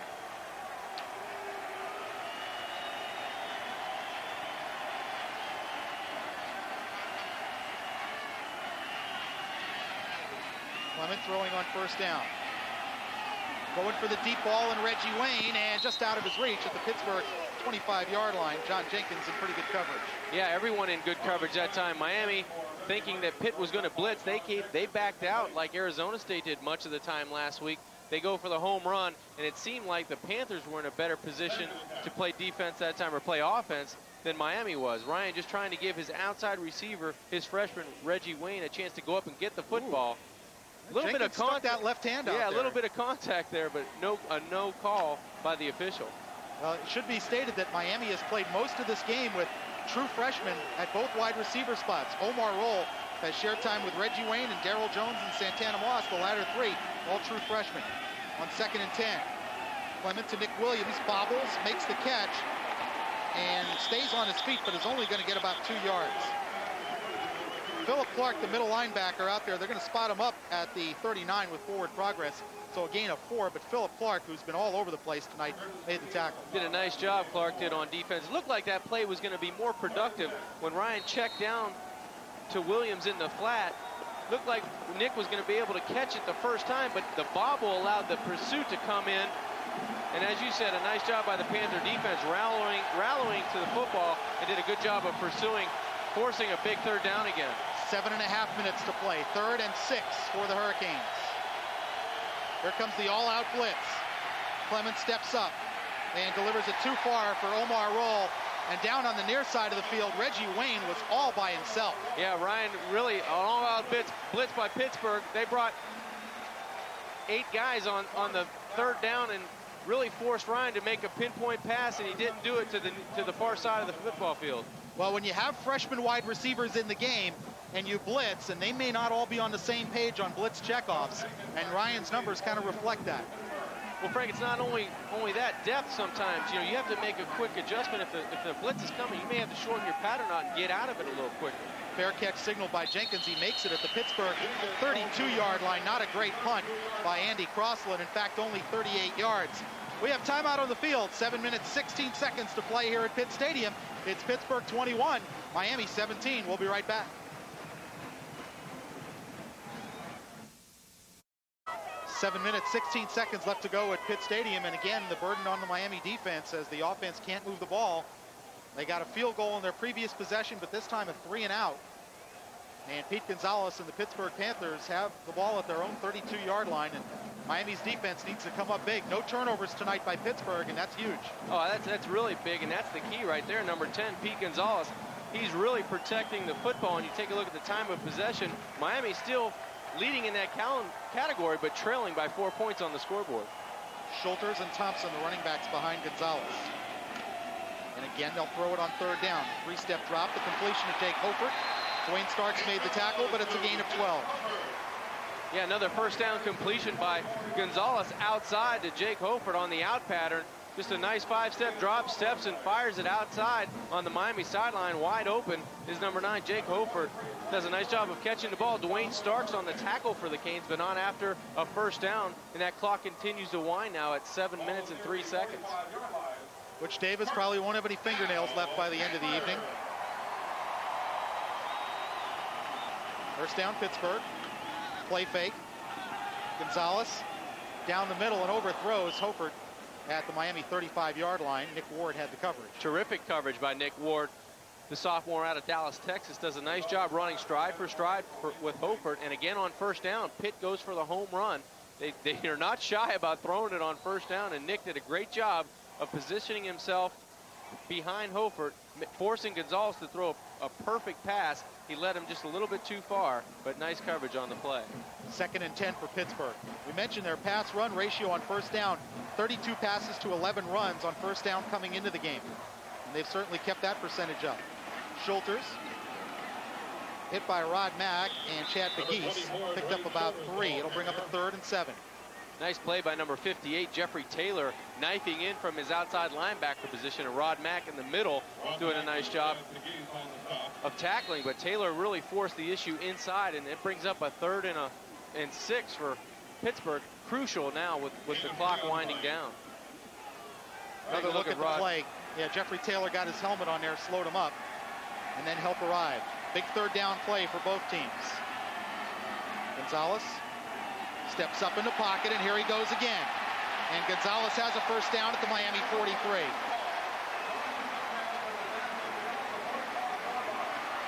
smart play that time by the Panther quarterback, Pete Gonzalez. He knew he needed 6 yards.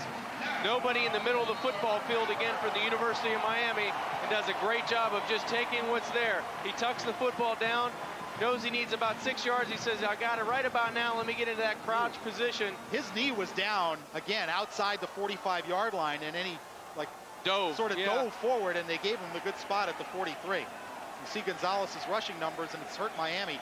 And now Gonzalez wants a timeout. Only 5:45 left to play. And Pittsburgh with a 4-point lead, trying to put this one away on the Miami Hurricanes. Yeah, that's something.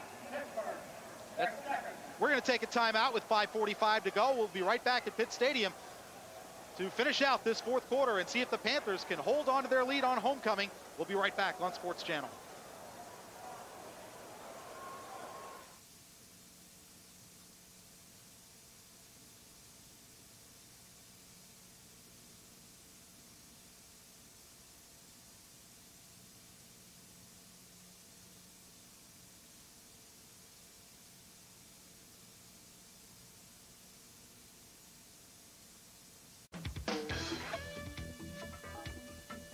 University of Miami football has been brought to you in part by Bell South. Nobody knows a neighbor like a neighbor. By Grand Prize Chevrolet Geo Oldsmobile, where Jimmy Johnson does business, located in Miami. By HIP Health Plan of Florida. By Citgo. Citgo says go.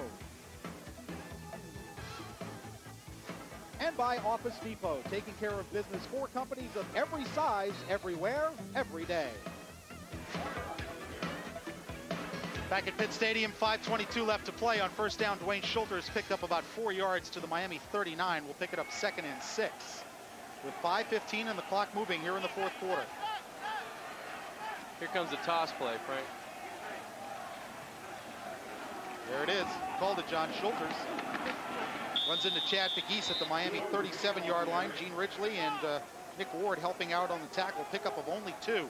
And that'll bring up another big third down, 3rd and 4. Boy, Miami really needs to stop. They got to get their hands on the football, give it back to the offense, or make a play themselves. Maybe turn the football over here. It's time to start stripping every ball carrier and trying to get in the face of Pete Gonzalez. This is where he's burned them, not with his arm so much, but with his feet. He's rushed for over 50 yards tonight on 9 carries. This is where you can't let him scamper for a first down. 4:32 left to go.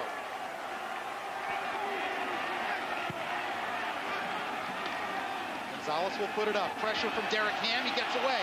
Gonzalez will pick up a first down and slides down at the Miami 26. And Miami defensive line coach Greg Mark just turned his back in disgust on the other sideline. There's nothing else you can do. That's the only way that Pete Gonzalez has been hurting you late in this football game, is really tucking it and running. They've been effective on first down throwing the football, but he's done it all tonight. He's had a terrific football game. He threw the ball when they needed to, and now it looked like number 71, Derek Ham's in for the sack. He's got to make that play. He's got to get airborne and just get his hands on Pete Gonzalez. That's been the tough thing to do for the defense of the University of Miami this evening. First down at the Miami 26. Schulters, big hole. Schulters down inside the 10-yard line. They'll mark him at the 11. Nick Ward and Dwayne Stark saved the touchdown. You can feel the excitement from this crowd. Pitt is really winning the battle up front. Take a look from the end zone here. Just terrific blocking up front. Rod Mack actually runs himself out of the football play.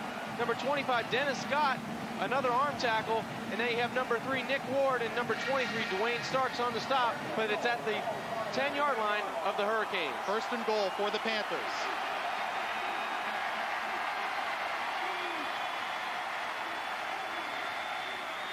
Schulters lost the ball, got it back. No, Miami says they have it. They do. And they do. 59, Michael Smith has the football. Wow. Early in this series, Frank, you remember the poor exchange from quarterback and Billy West. I'm not sure if Pete Gonzalez had the handoff to his back, his shoulders. Let's take a look at this. If we can see if it's a clean exchange. Earlier it wasn't. It wasn't this time either. It goes right through his shoulder pads. Looks like the ball was hit high on his chest. That's the second time it's happened. It may cost them this time. Miami gets the ball, 1st and 10, but they have to go 90 yards in 3 minutes and 26 seconds. So the Miami defense comes up with their first turnover, and it comes at a critical time. On first down. Clement, deep outside route, incomplete. Reggie Wayne, the intended receiver, good coverage. Kasparovich got a very deep drop, and John Jenkins was back there. Yeah, Kasparovich did a great job of making Ryan try to throw the football over his head. Reggie Wayne tried to come back and make a play on the ball, but you can really see this pass offense right now is not in sync. They haven't been all night.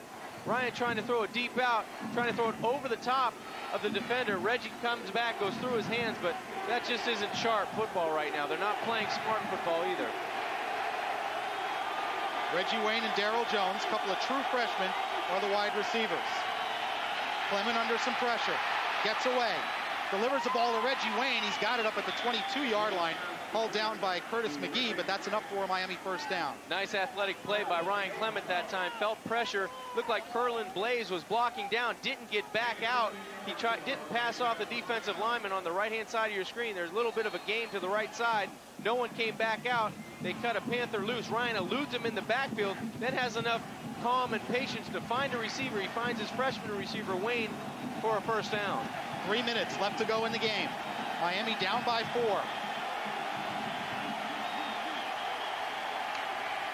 Clement under pressure again. Runs out of the pocket. And Ryan will get up across the 30-yard line, close to a first down. But Miami's got to be in a bit of a hurry-up mode now. Miami about a yard shy of the first down. Miami has all 3 of their timeouts remaining. Ryan this time takes a book out of Pete Gonzalez's repertoire. Does a good job of eluding the pass rush initially, then cuts it back, a little spin move here, cuts it back in, gets 9 yards, but they have to be very conscious of this play clock. It's down to 14-13, but there's under 2 minutes and 15 seconds left to go. They need to get up and run more plays. They change personnel groups when the play clock is already running. Edgerrin James trying to get the first down, and I believe he just did. Dinkins made the tackle, and they'll stop the clock while they move the chains. Dinkins is down at the Miami 30-yard line. Darnell Dinkins, the free safety, was hurt in the first possession, but has come back in and played. They look like they retaped his ankle, and he's down again. The 6'4", 225 sophomore from right here in Pittsburgh. The Canes are very lucky they got this first down. You see Edgerrin James going to the outside, because if Dinkins comes up and makes his play, the clock would continue to run. They'd have to waste a timeout. Edgerrin James does a nice job using his strength to get the first down, and that stops the clock along with the injury. 2 minutes, 5 seconds left to play. Look at Edgerrin James, the sophomore tailback from Immokalee, Florida. He had one very good run tonight of 30 yards. But other than that, the Miami ground game hasn't done a whole lot.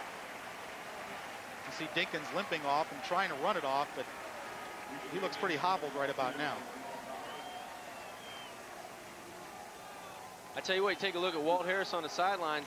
He may have thought his team had a great chance of playing well and winning this football game, but not a lot of people around here did. Pitt's played a terrific football game. Now it's up to the University of Miami with 2 minutes left to go to try to get back into this football game and regain the lead with a score. Clement again throwing. Going deep for Wayne. He got it at the Pittsburgh 40-yard line. Tremendous catch from Reggie Wayne. Now that time Ryan really threw the football outside. That's the first time I've seen him really throw a crisp ball outside tonight. He threw this on a rope to the near side. Reggie Wayne running down the field, beats the initial coverage of the cornerback, and that's a great throw and catch by the Hurricanes in a critical situation. It stops the clock with 1:49 left to go. Pickup of 25 yards and a first down just inside the Pittsburgh 40. I got to look for Santana Moss to do something. He's run some great routes on the outside.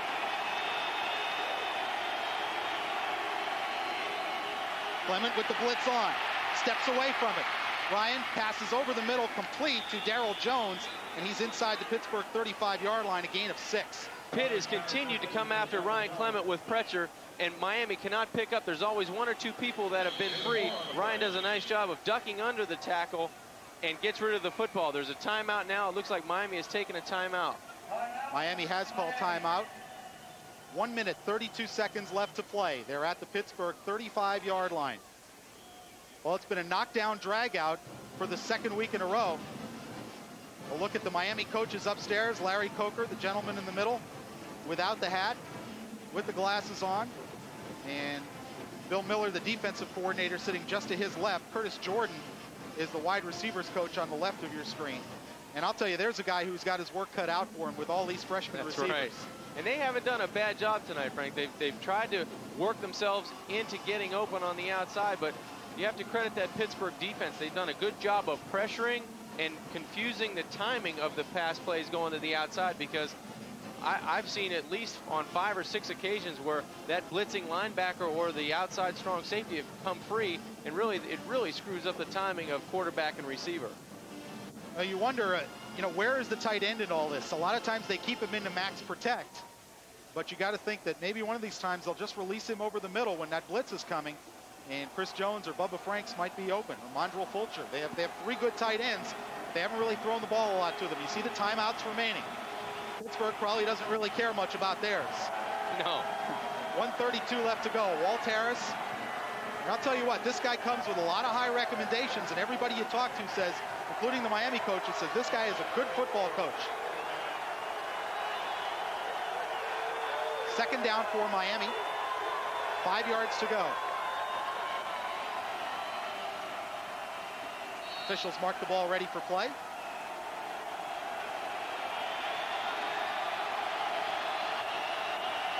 Phil Clark steps up, shows blitz. Clement. Deep to the outside, and that ball is knocked away in the end zone. Good play by Shafon Allen. The cornerback had good coverage on Darryl Jones. He really did. A nice play on the outside by number 21, Allen, and Ryan hit the turf again. Goes for the end zone. At least Miami went and took a shot at the end zone, but it's still going to bring up a 3rd and 5. We'll get a replay of that last play. Ryan goes deep into the end zone, stride for stride on the outside. You see a battle for the football. That time, Pittsburgh wins. Darryl Jones going up for the play, another freshman. Good effort for the ball, just didn't come up with the play. Shafon Allen out of Passaic, New Jersey, making the defensive play. 3rd down for Miami. And Ryan Clement wants another timeout. He was down to 0 on the play clock, just about. They are going to give it to him. They are going to award him the timeout, but that is Miami's. Is that their last one, or are they down to 1? That's their second timeout. They have 1 left. 1:25 to play. Well, John, Butch Davis got to take a good hard look at this offense. We knew they were thin in the offensive line to begin with, and without Richard Mercier, the situation is really worse. Injured late in the Baylor game, didn't play last week, and his absence, if you talk to the coaches, they say was very obvious. You got Robert Sampson, a sophomore, in there, who's got pretty good physical skills, but very, very inexperienced. And when you got a team like this, like Arizona State or like Pittsburgh, which is throwing a lot of blitzes at you, that's a cause for concern. When you got the freshman wide receivers and they've got to run the blitz checkoffs, that's a concern. Definitely, Frank, and I believe that last play on 3rd down, Pittsburgh was bringing the house again, and I don't think Ryan particularly liked the play he was in. So right now on that sideline, they've got to come up with a play that's going to combat the pressure defense they're going to face on 3rd down, because you can bet Pittsburgh's going to come after Ryan Clement. They've done it all night, and that's when they've been successful. Walt Harris has done a terrific job on the offensive side of the football, and also on the defensive side, Pittsburgh has done a great job in pressuring and confusing the timing of the Miami Hurricane offense. One of the things you brought up in one of our commercial breaks is what Arizona State and Pittsburgh did to Miami's defense with motion and making them show their hand, and Miami really does very little motion with their wide people. Yeah, I think you have to. When you get a blitzing team, and you know they're coming, you want to know who's matched up on who if you have a linebacker mismatch and try to create some motion.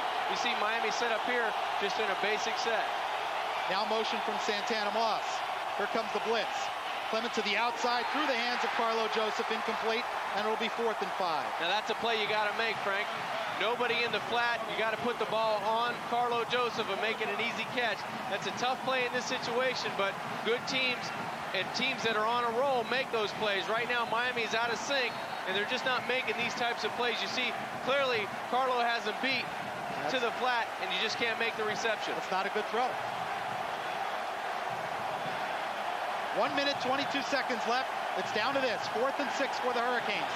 They have to get almost to the Pittsburgh 29.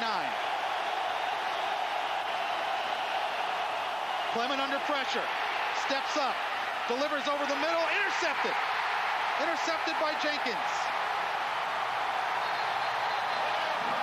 John Jenkins makes the interception, and the Pitt sideline is going wild. Yeah, Ryan Clement trying to make a play. There was pressure. Pressure defense again from Pittsburgh. Ryan tries to step up and make a play, throws it behind, and John Jenkins, the fifth-year senior, comes up with the play. Minute 12 left to go, and this place is going nuts. This is probably gonna be the biggest victory in recent Pitt history. Clement escaped the pressure from Kasparovich. Looked to deliver the ball. There's Chris Jones, the tight end, but that's a great play. That's an awesome defensive play. A left hand in front of Chris Jones. One-handed interception, and now he does the smart play, is just falling down. Santana Moss trying to strip the football, but doesn't get an opportunity to do so. Well, it's kind of the same old story for the Miami offense, able to move the ball inside the 40-yard line, but they break down either in the red zone or just shy of the red zone. Well, you see pressure again. Ryan has been under duress all night. I mean, I would not want to be a quarterback right now in this Miami offense because there's people coming from either side, and you just really don't know where you're going with the football. It just doesn't look like there's a whole lot of consistency in what they're trying to do. Well, Pittsburgh takes over with 1:12 to play at their own 34-yard line, and they're just going to do 3 kneel downs and take their win.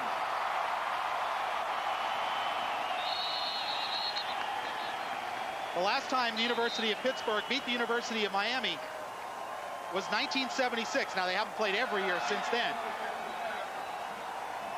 But that was the last time. It was a 36-19 win. Yeah, they really did deserve to win tonight. They were the better football team, it seemed like, through 4 quarters because they made plays. They really pressured Miami's offense. I didn't think they would have enough talent to do that. I really thought, even though Miami was starting with freshmen outside, that they would have enough talent to overcome what Pitt was going to bring to the table tonight. And in the end result, Miami's offense couldn't get it done against Pitt's defense, and Miami's offense just couldn't make the plays when they needed to. Now, when you look at it, Miami's defense played a lot better in the second half. They were forced into the short field at their own 23-yard line after the one fumble, and that's when Pittsburgh went in for what is turning out to be the winning score. That's right, Frank. The Miami's young defense, they didn't play well in the first half at all. They gave up 252 yards and a couple of touchdowns, but in the second half, I thought they played much better. Gonzalez really hurt them with the scrambles, though. They did come up with the big turnover at their own 10-yard line and gave the Canes one last chance to win. But Ryan Clement and his freshman receivers could not get it done. Yeah, and you're looking at one young man right now from Miami, from the city of Miami, playing for the University of Pittsburgh. That's probably got a smile from ear to ear. He played a terrific football game tonight. Gonzalez takes the knee again. Well, now you got to wonder, John, what kind of self-doubts start creeping into the Hurricanes. You know, you go 1-2.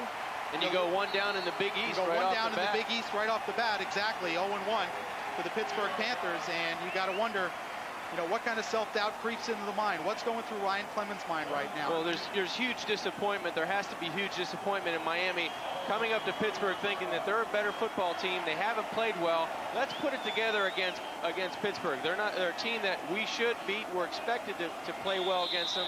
But they came into really a hornet's nest tonight. The offense played well for Pittsburgh. The defense was where I'm most surprised. They really picked up their play. And I didn't think they had that many athletes, but it really showed in 4 quarters of football tonight.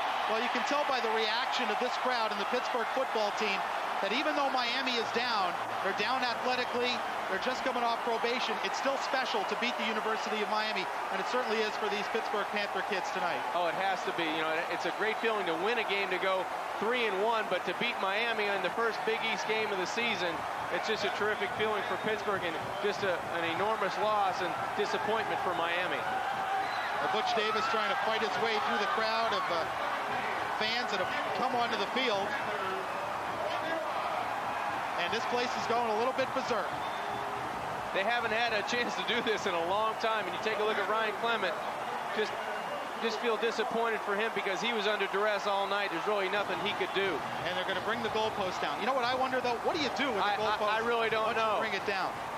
Well, the final score, Miami losing to Pittsburgh by a score of 21-17. A big moment for Walt Harris as his team moves to 3-1. The Miami Hurricanes drop to 1-2 and 0-1 in the Big East. Thanks for joining us here at Pitt Stadium in Pittsburgh, Pennsylvania. You can catch the Canes again on Sports Channel next Saturday night at 11:30 p.m. when the Mountaineers of West Virginia travel to the Orange Bowl to face the Hurricanes. Don't forget to wake up to Sports Channel's Sunday morning playbook. Starting the morning off at 8:30 a.m., it's Bucks Magazine. That's followed by Dolphins Magazine, then the Jimmy Johnson Show at 9:30.